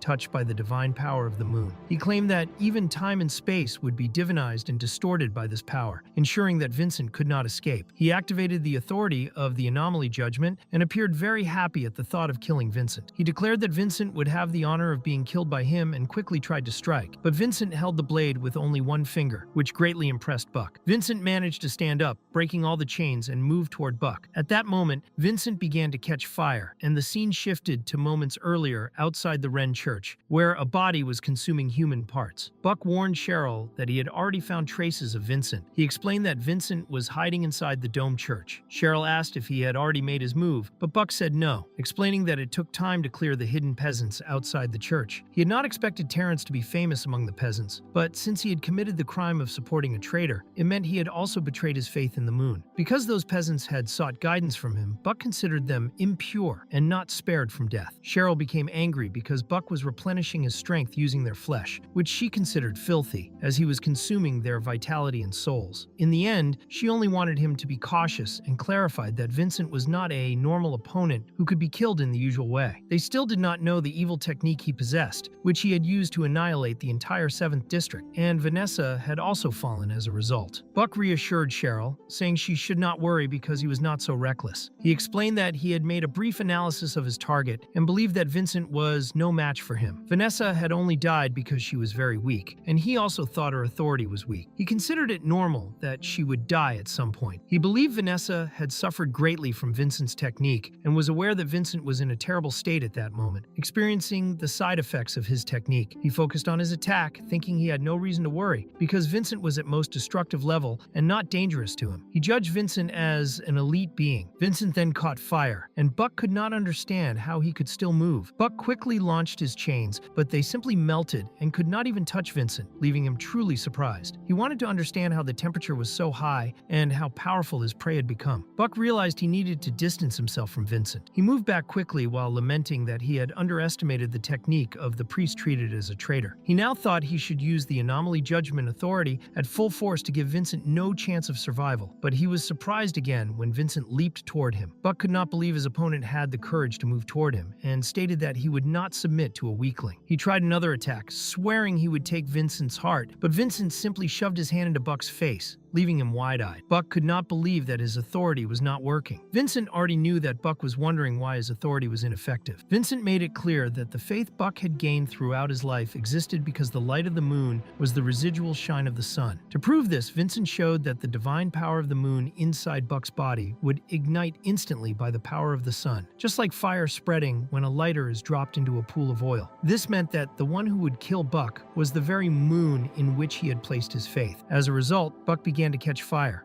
A strong flash appeared in that place. After that, Vincent took the head of his purifying priest, and the head began to disperse. Vincent started crying tears of magma toward the sky. The scene then shifted to the librarian, who felt a tremor and was confused, unsure if it was an earthquake. He looked out the window and saw a massive flash that he could not understand. He began to believe that there had been another gas explosion, feeling some guilt while observing it. At the same time, he managed to stay calm because he considered himself a kind person and did not want anyone to suspect him again. Despite these being coincidences, there were too many of them, and he just hoped that everyone was safe. Reports of gas explosions had become more frequent, and the media in Noken was worse, speculating that the gas plants were actually secret weapons factories for low resources. The explosions were supposedly tests for new weapons being updated. The executives of low resources were interviewed, claiming that the gas was actually a new form of unstable energy still under research. Instead of giving a clear answer to the public, the central government only wanted to prevent doubts and explained it was just a gas explosion. Lingi thought there was nothing he could do and could only read books. It was a usual time for the librarian to sleep, but he had placed his hands on the books he wanted for his research because of Hood. He did not notice how much time had passed while reading, but he thought the reading at night was truly necessary. He believed the book described the history of the Elven Kingdom very well. The writing style was very different from regular research, and reading it gave Lingi a strong sense of excitement. The part he was reading described the history of the last king of the Elven Kingdom, Candela. The entire story in the book was something Lingi had seen in his dreams before, and he believed the content of the book was legitimate. He wanted to verify everything he could, though he regretted not having enough time. He also remembered the cosplay Doris had done, realizing that elven culture had been transmitted to Noken. He admired Doris's beauty and clearly liked elves. Lingi desired to see the daily life of elves with his own eyes because he was a researcher who loved to conduct this kind of analysis. He felt that reading the book combined legends and historical events. Now he wanted to experience a world like the one the book described. In the previous world, movies and games had partially fulfilled this desire. He lamented that it seemed impossible not to want to experience a fantasy and magical world at least once. However, he decided to stop lamenting and made his notes before sleeping. He reached the part where the Dark Era began. The book stated that the sun and moon were devoured together by darkness, and the country entered a long night with no light. Lingi was confused because the sun and moon were still in the sky. He thought the shadow in the book looked ugly. As he read, he began to believe that the sun and moon represented some kind of god, and it seemed that both were dead. He did not understand if the darkness was another god. There was not enough information to confirm his speculation. From the way it was written, Lingi would have to guess many things on his own. He believed that the darkness was not something good. Stretching, he decided to stop reading because he was exhausted. He remembered that Prado would tell him the truth, and all he needed to do was master the art of fencing. He went to sleep a little frustrated for not understanding everything. He had managed to create the draft of his first dream landscape, but he had made no further progress. He thought it was difficult to build something in a dream that was infinitely realistic. Then an idea came to his mind. Perhaps he could reduce the difficulty of constructing a dream landscape if it worked, and it was worth trying. Soon he found himself in the void, and the only thing he could do was walk freely. He could not think of anything, so he invested all the ether he had gathered into the dream landscape. Prada had not said anything about the ether he accumulated. He could even see the form of the ether while in that state. Finally, it was time to test it. He struck his hand on the ground, and a bench appeared quickly. Envelopes and a notebook also appeared. Lingi was happy because it worked effectively. He tried to build something realistic, using only what he was familiar with as a test. Quickly, he created a chair and sat in it, feeling extreme comfort. Then he tried to build a familiar ceiling and succeeded again, gradually creating everything exactly as he imagined, with natural light shining through the windows in front of his desk and dust dancing in the air. Lingi was living a life he had always wanted, remembering every detail. In the end, he successfully recreated, with absolute fidelity, the house where he had lived for more than 20 years. He could even smell the books with a slight musty scent and missed it dearly. He could not believe it had taken so long to create something so simple and thought he might have disappointed Prada, who had high expectations for him. But now, he wanted to convince himself that he had succeeded. He also believed it would not be so difficult to build a dream landscape again in the future. He saw a butterfly passing by and picked up a portrait of someone. He considered creating a person in his dream, but realized it was not a good idea. The portrait was of him much younger with his grandfather.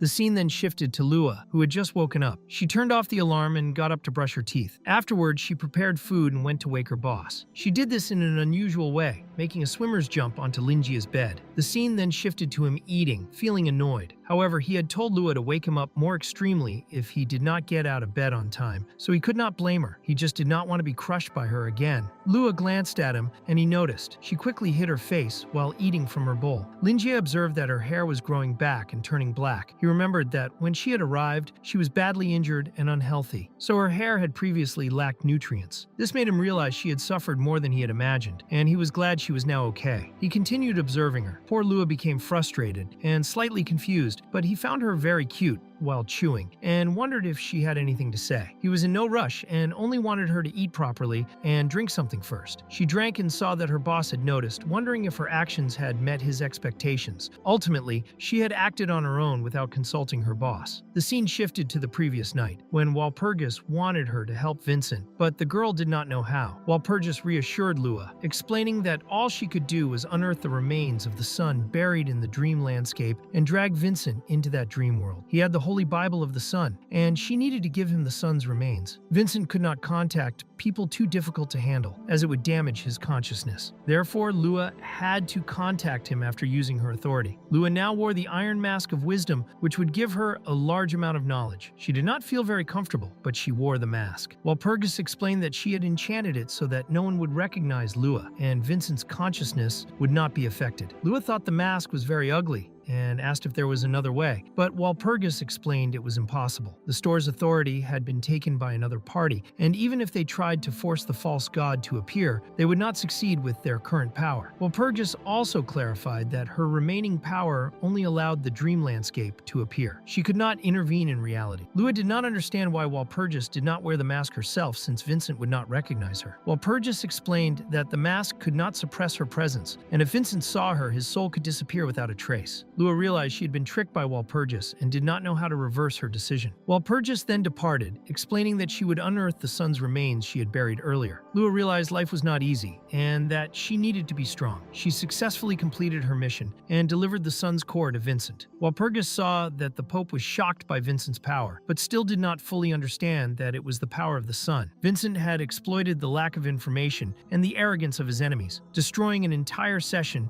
and 2 apostles at once. Walpurgis thought this was a good opening. However, Lua felt they had not been able to save the old priest or the citizens of the slum. They only achieved their objective. Walpurgis removed Lua's mask and saw that she was a good and kind girl. She explained that Lua no longer needed to wear the ugly mask because she had a very cute face and should not hide her beauty. Walpurgis also clarified that their actions had accelerated the conflict, and the lives sacrificed had unfortunately been necessary because they still did not have the strength to intervene directly. Walpurgis believed that Vincent had an excellent foundation because the divine power of the moon shared the same source as the sun. He had accepted the power of the sun well because of this. She thought he was the perfect candidate, especially combined with the Holy Bible of the sun. The best part was that he had become a victim of the church and would turn against it. If Lua had not given him the remains of the sun, his fate would have been much worse, and the false church would have treated him like an insect, crushing him repeatedly with everything they had. If they had not triggered the conflict earlier, the church would have attacked Vincent in the same way, showing that their involvement made no difference in how he would have been targeted. Lua just watched and listened carefully. Walpurgis told her to be strong because she would face similar situations in the future, as she had inherited her dream landscape. To prevent tragedies, Lua would have to make the best possible decisions in the future, and she wanted to do her best. Walpurgis also clarified that their actions were exactly the best choice that Lua's boss had made. He had guided them and was only waiting for them to cooperate willingly. Lua was very surprised to learn this. Walpurgis added that Lua knew something he also knew, but the difference was that he never spoke about it. Walpurgis did not know the librarian's objectives, but wanted to see what surprise he might have for her, as she did not expect to feel Prada's presence in him. Prada had been an old ally of Walpurgis. She believed that her ally was searching for a way to return to reality, which was why she worked with the mysterious bookstore owner. Only he could make Prada change her behavior. She believed he was not human and was hiding too much. But in the end, she was on the same side as him. Unfortunately, Prada was destined to disappear sooner or later, a process that accelerated after she passed the dream world and transferred her power to Lua. Otherwise, Prada would have had to fight her former ally for this opportunity. Since Prada succeeded, Walpurgis believed she could also succeed and did not want Prada to have all the fun alone. Lua admitted to Walpurgis that she was worried because she thought it was a selfish decision to accelerate the process, fearing it might negatively affect her boss's plans. Walpurgis acknowledged that this was possible, but said Lua could ask her boss about it. However, she thought the girl did not need to worry. Lingi treated her very well and probably would not blame her. Still, Lua was concerned. Even after all this, she could not take action without informing her boss, but she thought it was useless since he probably already knew. She just wanted to know if he agreed with her decision. In the end, she decided to tell him. Lingi knew what kind of reaction she would have, believing she had questions for him. He thought he should be patient and guide her as best as possible. Lua explained to her boss that she wanted to be the moon. Lingi could not believe what he had just heard, thinking she meant she wanted to be Sailor Moon. In the end, he began to smile, thinking he had truly welcomed a very cute child. He did not expect her to be so creative early in the morning. He remembered a teacher asking what kind of person students wanted to be when they grew up. The children gave many different answers, most wanting to be superheroes. Not just those, but also non-human characters and fictional characters from TV shows and movies, from main characters to side characters, including those from classic anime and games. All childhood idols illustrated in historical articles and legends. Lingi did not care. Children always answered in ways that expressed imagination and creativity. He thought Lua was slightly more mature than people her age due to the suffering she had endured, but now he realized she was a pure, innocent child. He imagined her face smiling like the moon in the Teletubbies, which he found very funny. Lua somehow felt ridiculed and became very angry, but at the same time, she felt discouraged. She also thought her boss did not care about how much she had changed people's lives. He only expected them to return to him every time. He guided them as if controlling their destiny. Lua believed he was a kind of god supervising everything. Perhaps the actions she found impressive were just child's play to him. She thought he looked excited because she viewed things that way. She wanted to understand why he was laughing and why she wanted to be the moon. Lingi noticed a sudden change in her emotions, which made him start thinking quickly. He sees that Lua seems frustrated and sad and believes that his actions may have offended her. He remembers that she is not easy to deal with, especially when he asks her to learn some words from the dictionary, which always ends in an exchange lecture. And he was only teaching her because she really needed it. His method has always been open and welcoming, which is why he has always been a beloved teacher among the students. However, he also feels that he needs to agree with her, even if she sometimes has strange thoughts. So he simply agrees with her and tells her that he will support her no matter what happens. He smiles at her, even if only to avoid making her feel worse. Lua feels sad because she does not sense much conviction from Lingi. But if what he said means he approves of her actions and those of Walpurgis, she feels as if a huge weight is lifted from her shoulders. The librarian is happy because the girl seems calm. Since this is a rare opportunity, he plans to teach her some values. He expresses that her ambition is very high, but it will not be easy. She will need to make a good plan, and he wants to know how she came up with the idea and why she wants to become the moon. The girl is surprised by his questions and remembers remembers when she was pulled into the dream world by Walpurgis. She feels shocked and excited for the first time in her life. She simply thinks that the dream world, filled with the starry sky, is beautiful. This makes her want the dream world for herself. She ends up agreeing with Walpurgis and takes ownership of the dreamscape, even if she feels deceived at the time. She finds Walpurgis being the owner of the dreamscape truly mesmerizing.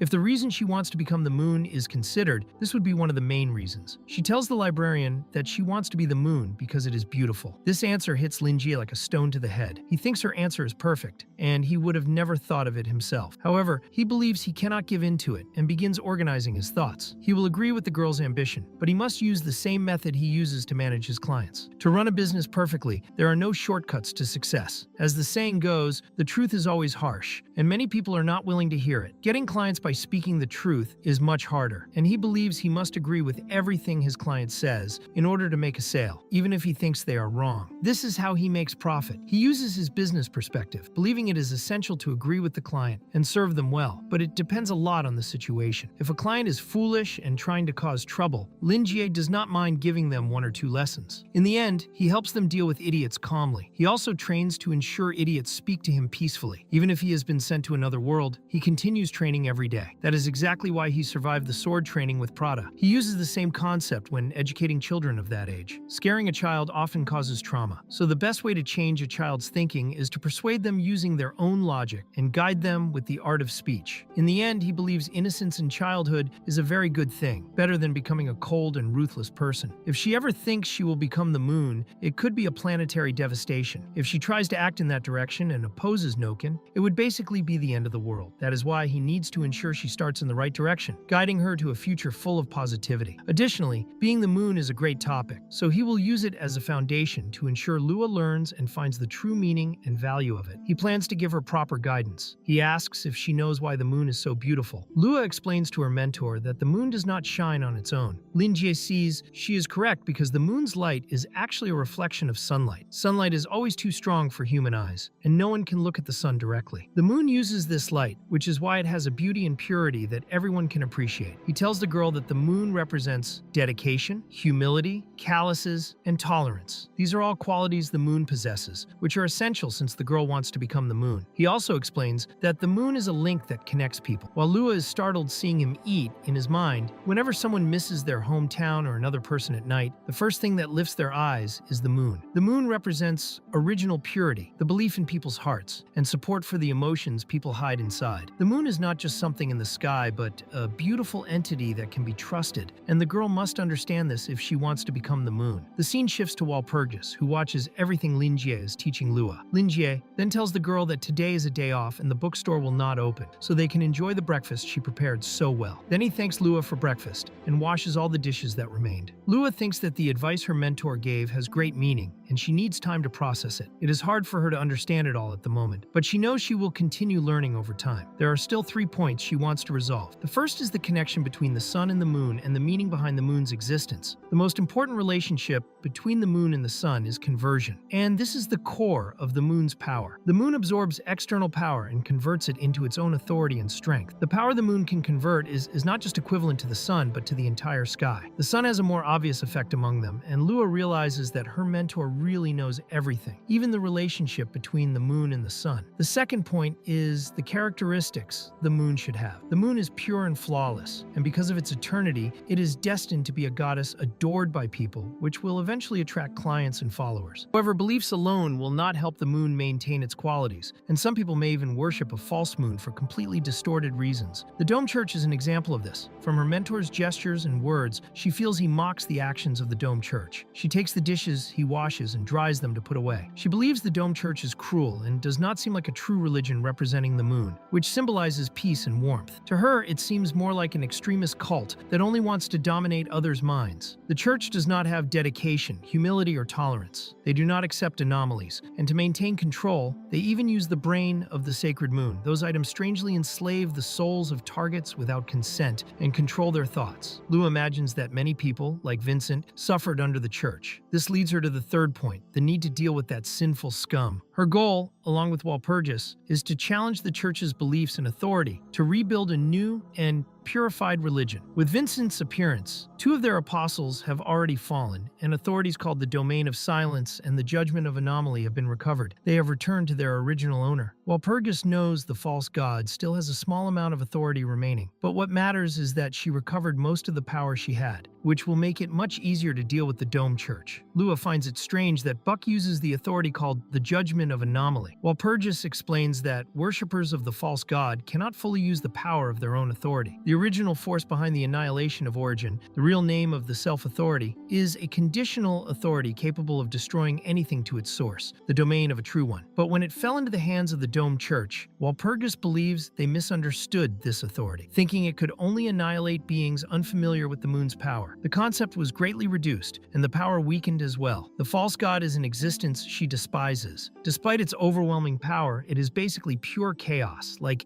ancient beasts that had no idea how to use their powers. After the beast is defeated, the authorities' powers return, and Walpurgis hopes that Lua succeeds quickly. Lingi washes the dishes, feeling happy and thoughtful, believing that Lua is seriously considering what he talked to her about. He thinks he should encourage her. He explains that every journey begins with the first step, and as long as she dedicates herself, there will be nothing she cannot achieve. She only needs to focus on doing good deeds in the future, and sooner or later she will become the moon in everyone's heart. Lua completely agrees, and Lingi sees that he only needs to guide her on the right path to make everything well. He believes his plan worked. At the same time, he thinks she probably does not want to go to the sky from now on. He even imagines the possibility of her wanting to become an astronaut. He believes she will achieve what she wants, but she should first help him with the Vincent problem, since the Dome Church is really using substances to control its members, and they must be eliminated as soon as possible. Lingi is worried about Vincent because he asked him to observe the church's reaction a few days ago and wants to know the result. He thinks it's a good example for Lua of what she should not do. Suddenly, he becomes a bit crazy and talks about Sailor Moon, how beautiful she is, because he thinks this is the kind of moon that Lua wants to be. He also explains that she is a symbol of justice in his hometown. The girl is surprised, and Lingi thinks he is on the right track. However, Lua thinks something is strange about her mentor. His words bring a certain calm, and maybe she understands what he means. She realizes that he has expectations. He hopes she will reform a new religion and overthrow the Dome Church, but he makes it clear that she does not need to be respected by everyone. She never had that kind of ambition, and she already fulfilled her greatest desire, escaping that place. In the end, she now has a new goal. Soon, Lua begins to tremble, and since she has only 1 year left to live, she wants to be remembered by more people and hopes that the world will remember the existence of the moon. She tells her mentor that she can definitely do it. In the name of the moon, she will help Vincent expose the sins of the Dome Church and defend justice. Lingi does not understand at first, but he decides to support her anyway. He believes that Lua is now more willing to learn from him. In the end, she says that she plans to take a long nap. Then she asks for his help to close the shop so he can read his books freely. That moment, everything he imagined seems to collapse, but he asks her to move a little because they ate too much at breakfast, and then she could nap comfortably. She does not want her mentor to worry, and also does not want to disturb his reading. The scene shifts to Lua noticing Walpurgis, who is lying on top of her, facing away, and appears very well. Walpurgis smiles absent-mindedly and keeps thinking about beautiful women. The girl does not understand at all what is happening.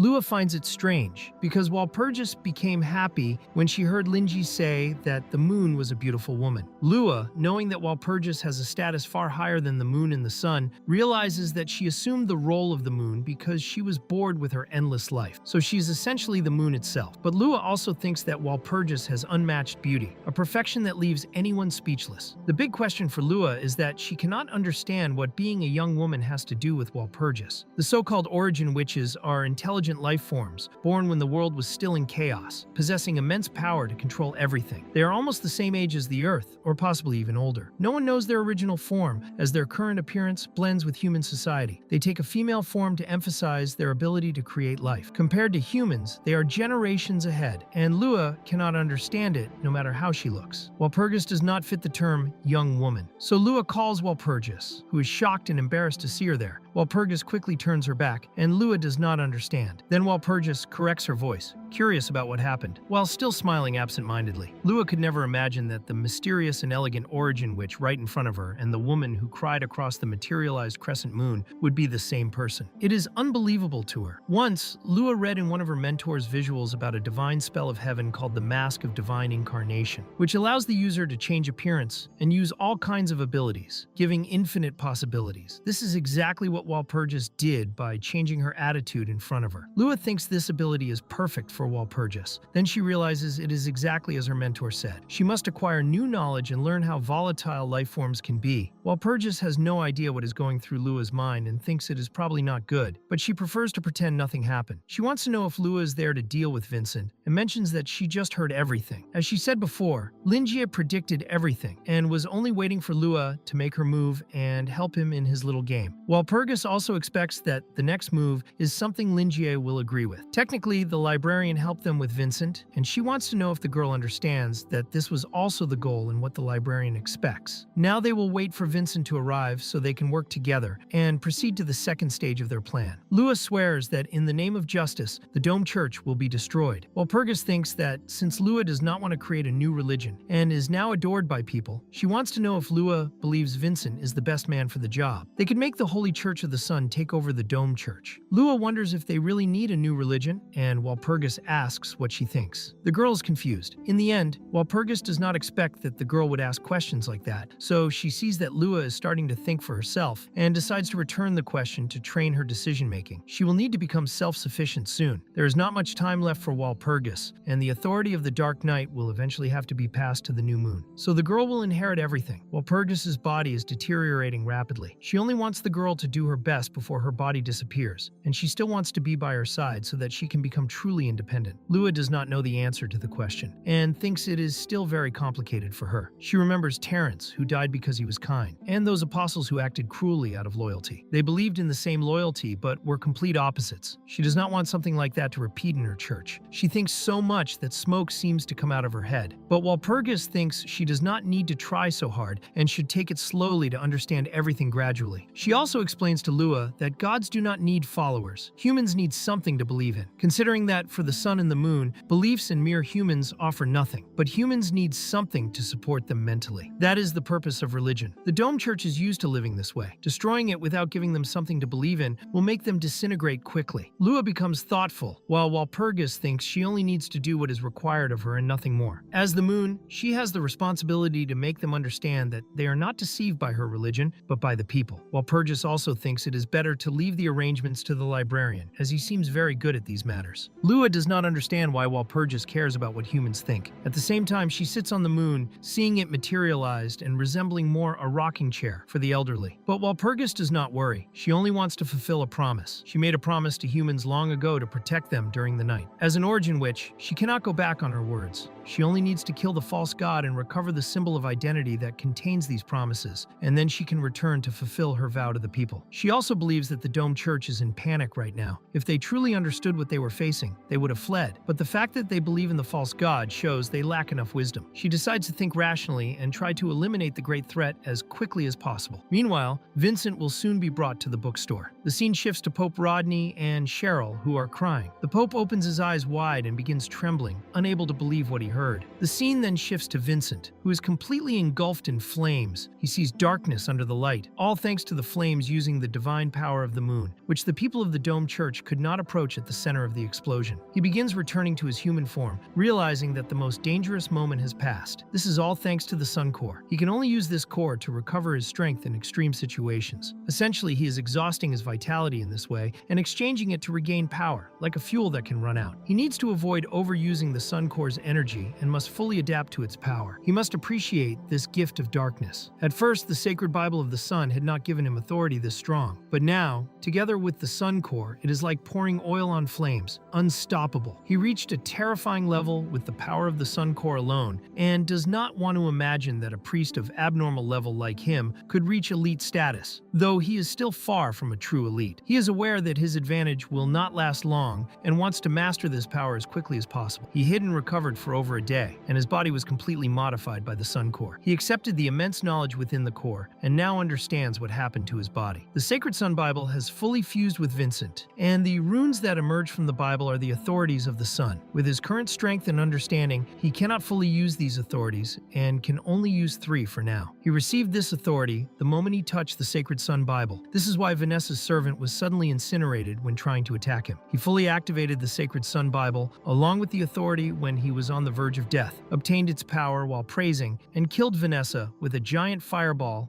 the size of a mini sun. His second authority is the ability to suppress the divine power of the moon. In this process, Vincent finds a cloak covered in magical runes, which he thinks is a pity. That person was exploded by him, so the cloak was useless to him, but maybe that person could have lasted 1 or 2 more seconds. He could have used the authorities and had no problem defeating a destructive level individual, but he would enter a weakened state and did not know how many days he would need to recover. Still, it was not enough. He can only fight against destructive level opponents at most, but the Dome Church does not have only saints of light and darkness. There is Rodney, whom Vincent considers a cursed man. He believes that when they notice he is not as strong as he seems, they will do everything in their power to kill him. He understands that his strength alone is not enough. He needs to act rationally and obtain greater power. He does not want innocents to die in vain. He remembers Terrence wanting explanations, and also when the old man asked him to rest, along with all the good advice he received from him. He remembers when he was baptized and became a priest. Terrence emphasized that the important thing is to have a good heart to help others. It was then that Vincent declared he would become the great pope and make Terrence proud. The old man wanted to witness that day. Vincent was found by Terrence at the church door alone, very young,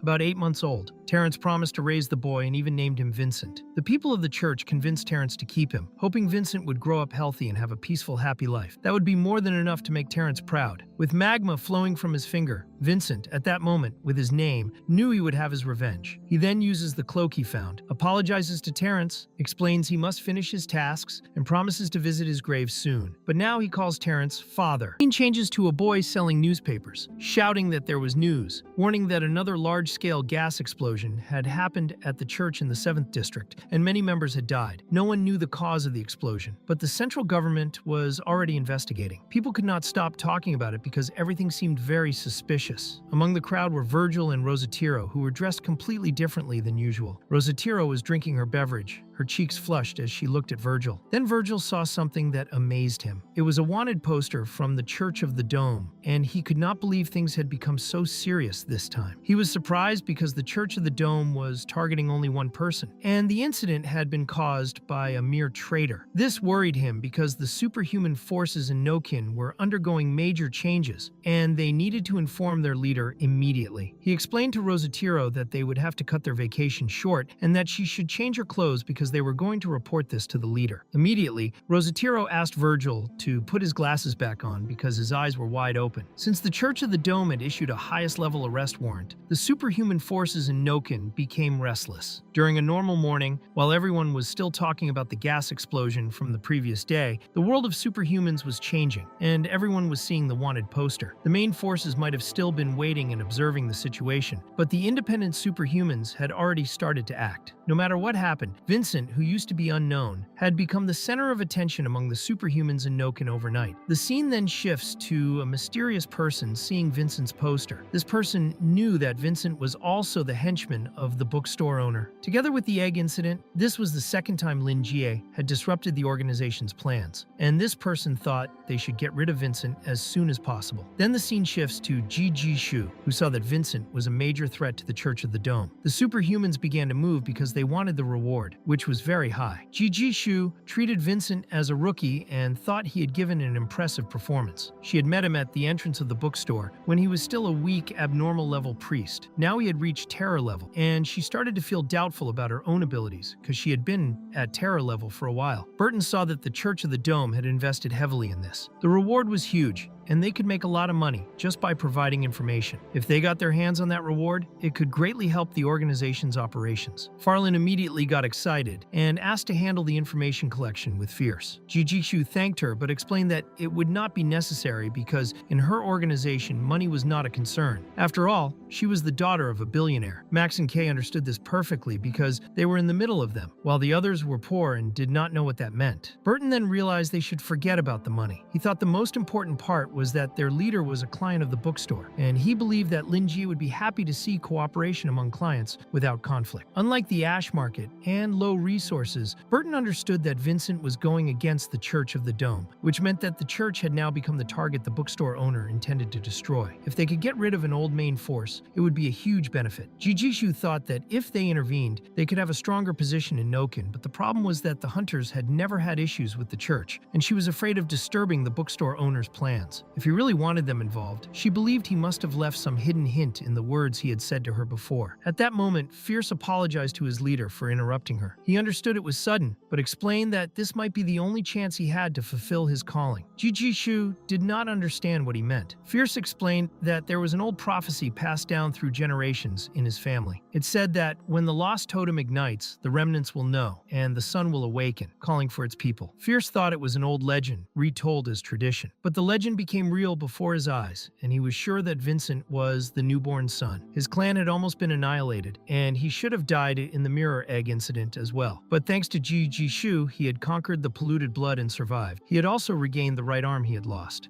For Fierce, everything that happened after meeting his leader was a miracle. He was witnessing the prophecy of his clan being fulfilled. He believed that all of this was planned by God and was in accordance with his destiny. He wanted to help Vincent rebuild the Sun religion because it was his calling as a remnant of the Sun's followers. Shu immediately began to tremble after hearing his testimony, and now she understood everything. Lingi had really known everything when he advised her to cultivate more trusted people by her side. She now realized that Lingi had sent Vincent to confront the Church of the Dome, not just to destroy the organization, but to rebuild the lost religion in Noken. There would definitely be a power vacuum during the transition between the old and new forces, and now she thought it was worth risking everything. She felt she could give her all now. Then she began to smile in a strange way and thought that Fierce was talking nonsense. She was a leader and could not just watch her men risk their lives alone. She wanted them to inform the combat units and elite squads immediately and prepare a new round of hunting. The risk would be very high, and this time, the target was the Church of the Dome. She was very excited and told everyone to rejoice because a new era was calling the hunters, and this time the spiders would reach even greater heights. Everyone was caught by surprise by these new orders. The important part now was to locate Vincent, whom everyone in Noken was looking for. The absurd amount of money being offered would make many come out of hiding. These bounty hunters would be the first to hunt. The enemy was much stronger than the spiders, and they would have to remain in the shadows. Shu offered a flower to each of them and instructed that before planning anything with Vincent, they should avoid direct conflict with the Church of the Dome as much as possible, because otherwise it could even harm Vincent. Burton, the vice leader, was in charge of commands and organization. No matter what Vincent did, they would support him anyway. She was not only fulfilling her men's wishes, but also ensuring the future of the whole organization. The scene shifts to a group using birds to scout the horizon and conduct investigations. The arrest warrant had been published 6 days ago, but there was still no update on Vincent. There was a girl in this group who used an ability called Hawk Eye. She could accurately detect the presence of any superhuman below terror level, yet they still had not found Vincent. She could not understand how this was possible and thought something must have happened to him. Otherwise, he would have had some kind of destructive level relic that amplified his presence. Perhaps he was extremely weak at that moment, but he could not escape her sight given the conditions. However, a short man with a mustache thought she was talking nonsense about Hawkeye. He believed she treated Vincent as if he were someone who would monopolize all the good things. He argued that it was impossible for him to have such a powerful relic. A girl wearing a bear hood was worried that they might find them first, which would waste all their efforts. She also thought the Church of the Dome was not doing very well in their search. Some evangelists even claimed they had no childish desires, making excuses not to search. At the same time, there were extremists who thought traitors should die and ended up being killed in some way. They believed they could not stay on this useless hunt forever, so it was better to gather all the men willing to work together to search for Vincent where they all believed he would go. Everyone thought he would go to Lingi's legendary bookstore. Since the reward was high, the short man with the mustache was willing to share it with up to 100 men. He did not want to let such a good opportunity to get rich escape. He thought that working together would make it much easier to claim the reward. Vincent passed by these people using an invisibility cloak, feeling frightened as he overheard their conversations. Suddenly, the scene shifts to a few days later. He was on Street 23. Vincent did not expect he would have to endure so much just to return to that place. He had arrived there thanks to the black cloak he received from the Ashes of Buck, which was crucial for his escape because he was still very weak. On that once isolated street, he felt nostalgia. Street 23 was quiet as always, with ruins remaining in the same place, seemingly beyond repair. Then he remembered Colin's request and thought it was not worth dwelling on a single moment. He imagined that having a neighbor like Lingi must have made life difficult for him. Then he realized that the place next to the bookstore was no longer the fat man's audio shop. The shop had been renovated and showed no sign of anyone, though there were also no signs of life, so at least the fat man had not died there. Vincent thought he should forget about it. The important thing was that he had finally reached the bookstore. It had been a long journey, but at least it had been safe. It was almost as if someone had helped him from the shadows. He no longer needed to hide, and he assumed that Lingi was waiting for him. He put a blindfold over his eyes,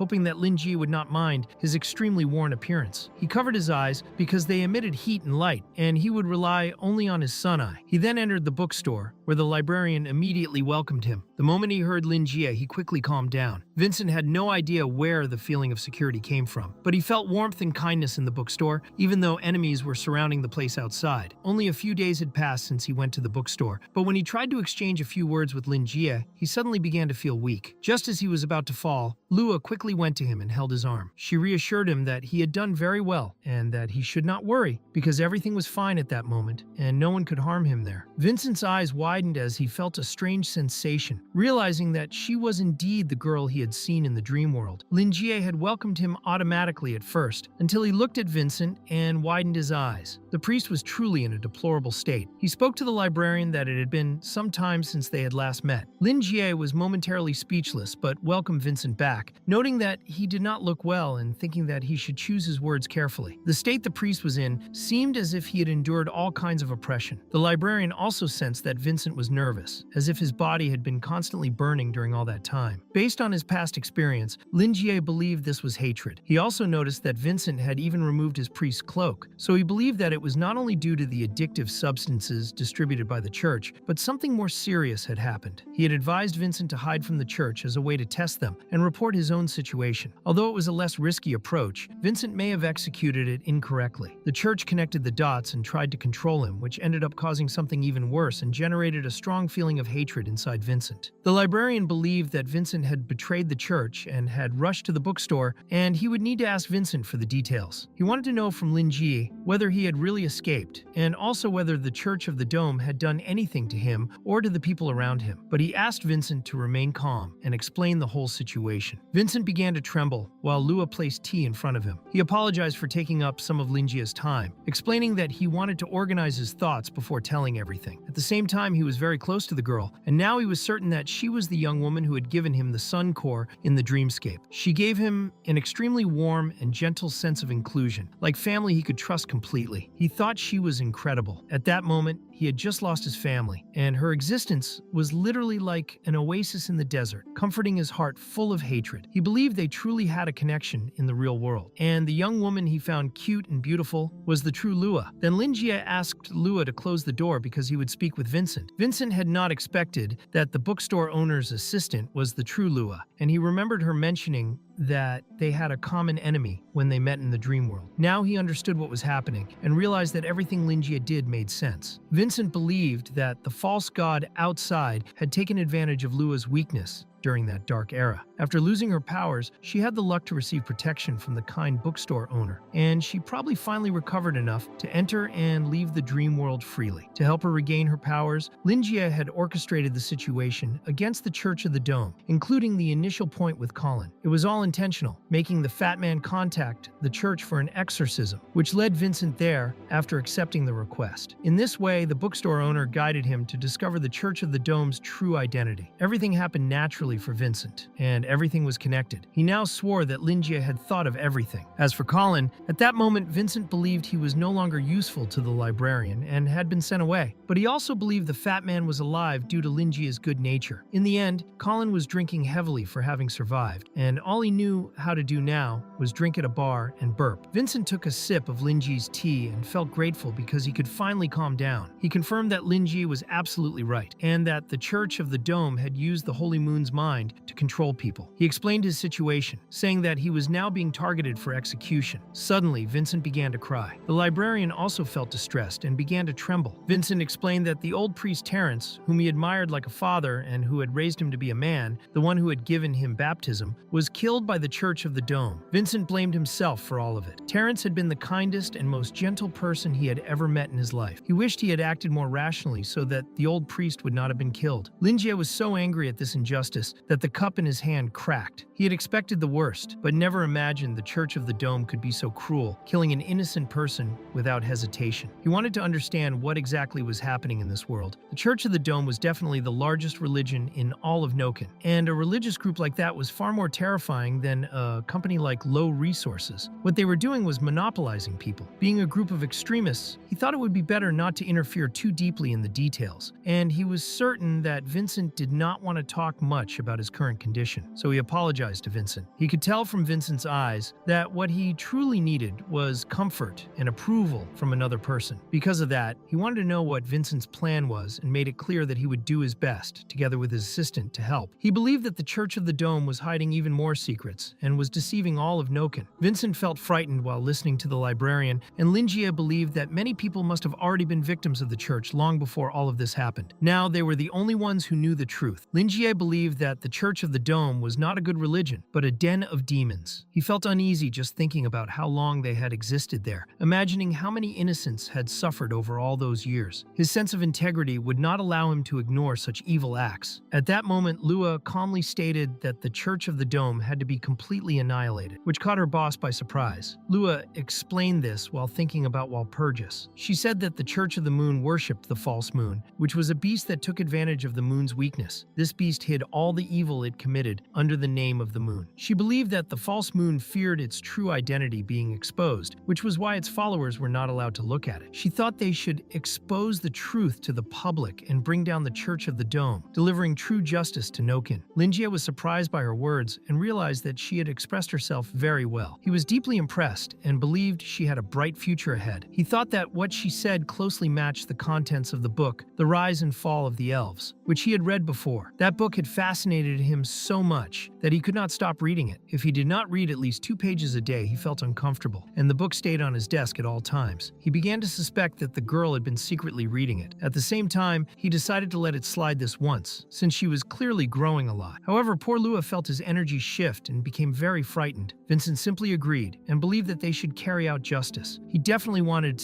everyone in the church to pay for what they had done. In the end, Vincent thought that if he had never gone to the old priest to ask for help, none of this would have happened. But after thinking more carefully, he realized that he had barely arrived when Buck appeared afterward. Because of that, he believed that Terrence had been their target from the very beginning. If Vincent had not been there, he was certain they would have taken Terrence hostage, and everything could have been far worse than the instant death the old priest suffered. Lingi sighed, thinking that hatred was truly terrifying, capable of completely changing a person. He believed the priest was proof of that, since he had known Vincent as an honest and gentle priest, but now he was consumed by hatred. In the end, he did not want Vincent to remain like that. The librarian stood up and thought that revenge was understandable, but Vincent could not neglect himself. He decided to make Vincent read a book for now. He asked him to stay calm and not let hatred fully dominate him. He also explained that revenge would not be a simple task, and that Vincent's current power was not enough. He would need to take advantage of the situation. Vincent felt something shift within him. As for the details, Lingi believed it was better to leave them for another time. He picked up a book and asked Vincent to read it and calm down. The book in the librarian's hands was called The Sun Will Still Rise. Lua and the gargoyle immediately began to tremble, and Lingi, full of excitement, presented the book to Vincent, who also began to tremble. Vincent tried to calm himself in order to understand the hidden meaning behind the librarian's words and wanted to know how he was supposed to do that. However, Lingi explained that for now he only needed to hold the book. As usual, Vincent perceived things in a distorted way, and the librarian began to think that Vincent was not in a sound state of mind at that moment. He started to believe that Vincent was suffering from post-traumatic stress disorder after experiencing everything in such a short period of time. Because of that, he wanted to help Vincent, since otherwise he might never recover. Judging by Vincent's mental state, it seemed that he did not even realize he was sinking into a swamp from which he could not be saved. His heart was filled only with hatred, and he was driven entirely by rage. He desperately needed help to recover before that hatred became an inner demon. The librarian feared losing Vincent right after he fulfilled his revenge, so he resolved to guide Vincent toward the best possible path. Even though it seemed like a joke, Lingi wanted Vincent, who was blind, to see the bigger picture. That was why he had chosen that book. And in his view, reading it would make Vincent wiser. He knew Vincent was an intelligent man and could understand the meaning behind everything. So Vincent took the book, and the librarian explained that the first thing he should do was maintain his sense of identity and find meaning behind it. The librarian made it clear that Vincent thought he had a clear goal, but it was only a facade. When he pursued his revenge, he would drown in despair, and no matter how painful that hatred was, he should not carry it for the rest of his life. He just needed to think about about it a little, which would be crucial for the path he would take from now on. He would also need to look for more things to work on so he could support himself in the future, remembering that after the dark night, the sun would rise again. Vincent soon felt his heart tremble. Doubts and questions sprang up in his mind at the same time. He did not yet understand the true meaning of the librarian's words until the book began to change shape in front of him. It seemed to be burning, and he saw himself in the galaxy with many creatures around him. He quickly returned with wide eyes, wanting to understand what those things were, with no idea of the terrifying force contained in the book. He was no longer sure if the librarian was trying to calm him, because it seemed the librarian was encouraging him to turn things upside down with the Church of the Dome, and the book became the final judgment. Vincent then realized he needed to find something to do that could help him support himself in the future. Lingi thought it was another great speech he had given. He had saved a lost sheep and would encourage Vincent once more, asking him not to be carried away by hatred, because these were just tasks he wanted to do, not his whole life. There were still many beautiful things in the world, and if Vincent let hatred reach him, he would lose the majestic scenery. That message deeply affected him, and Lingi explained that he needed to understand that life does not revolve only around the events that happened around them. There were books and other things. The sun would eventually rise, and everything was a progression. Lingi wanted Vincent to see the bigger picture, so his life would become more interesting. He also agreed that they should get rid of the worms of the Church of the Dome to avenge the departed souls, and Vincent agreed with Lingi, who only wanted him to read the book for now and try to calm down. Once he was better, they could return to that conversation. Vincent understood and thanked Lingi for his guidance, feeling that he could not waste the librarian's goodwill and that it was time for him to make a decision. He quickly opened the book, and the scene changed to a green owl with rubies instead of eyes. A person looked at him through the ruby of that owl using a crystal ball. To that person, Vincent was an anomaly who had betrayed the church. The fat man watching Vincent reported to the Pope that he had found Vincent's location, saying he was in the bookstore. That fat man was an experienced evangelist of the 7th District, also the vice-rector, Jin Ram, and given his size, it made sense that he was called Ram. The Pope wanted to know if Jin had seen Vincent enter with his own eyes. Jin confirmed and also reported that it was exactly as the Pope had predicted, because Vincent was wearing Buck's clothes. At that, Rodney declared that Jin had been a great help in the reconstruction of the 7th District, and once he regained the authority of the Cheshire Moon, he would appoint Jin as the new apostle of the Cheshire Moon. Quickly, Jin widened his eyes, knelt with great difficulty, and thanked his master for his kindness, swearing to dedicate himself completely to the Holy Church. Rodney believed that the bookstore was the source of all evil, and the deity that appeared from nowhere was the mind behind it all. There was no way that Vincent, a normal priest, could gain such a strong power suddenly, and he even suspected the brain of the Holy Moon. Rodney feared that all of this was exactly as Vanessa had reported before dying. He believed that the owner of the bookstore was a deceiving god demon, or perhaps the #1 servant of a god demon, and he trembled with so much anger toward Lingi. Rodney was furious, and wanted to show how powerful the Church of the Dome was. He would not let Lingi do as he pleased. The Pope looked at the staff and knew that the lost authority would not return even when the Crystal of Authority took form. He had no choice but to use the relic called the Sleeping Child of the Moon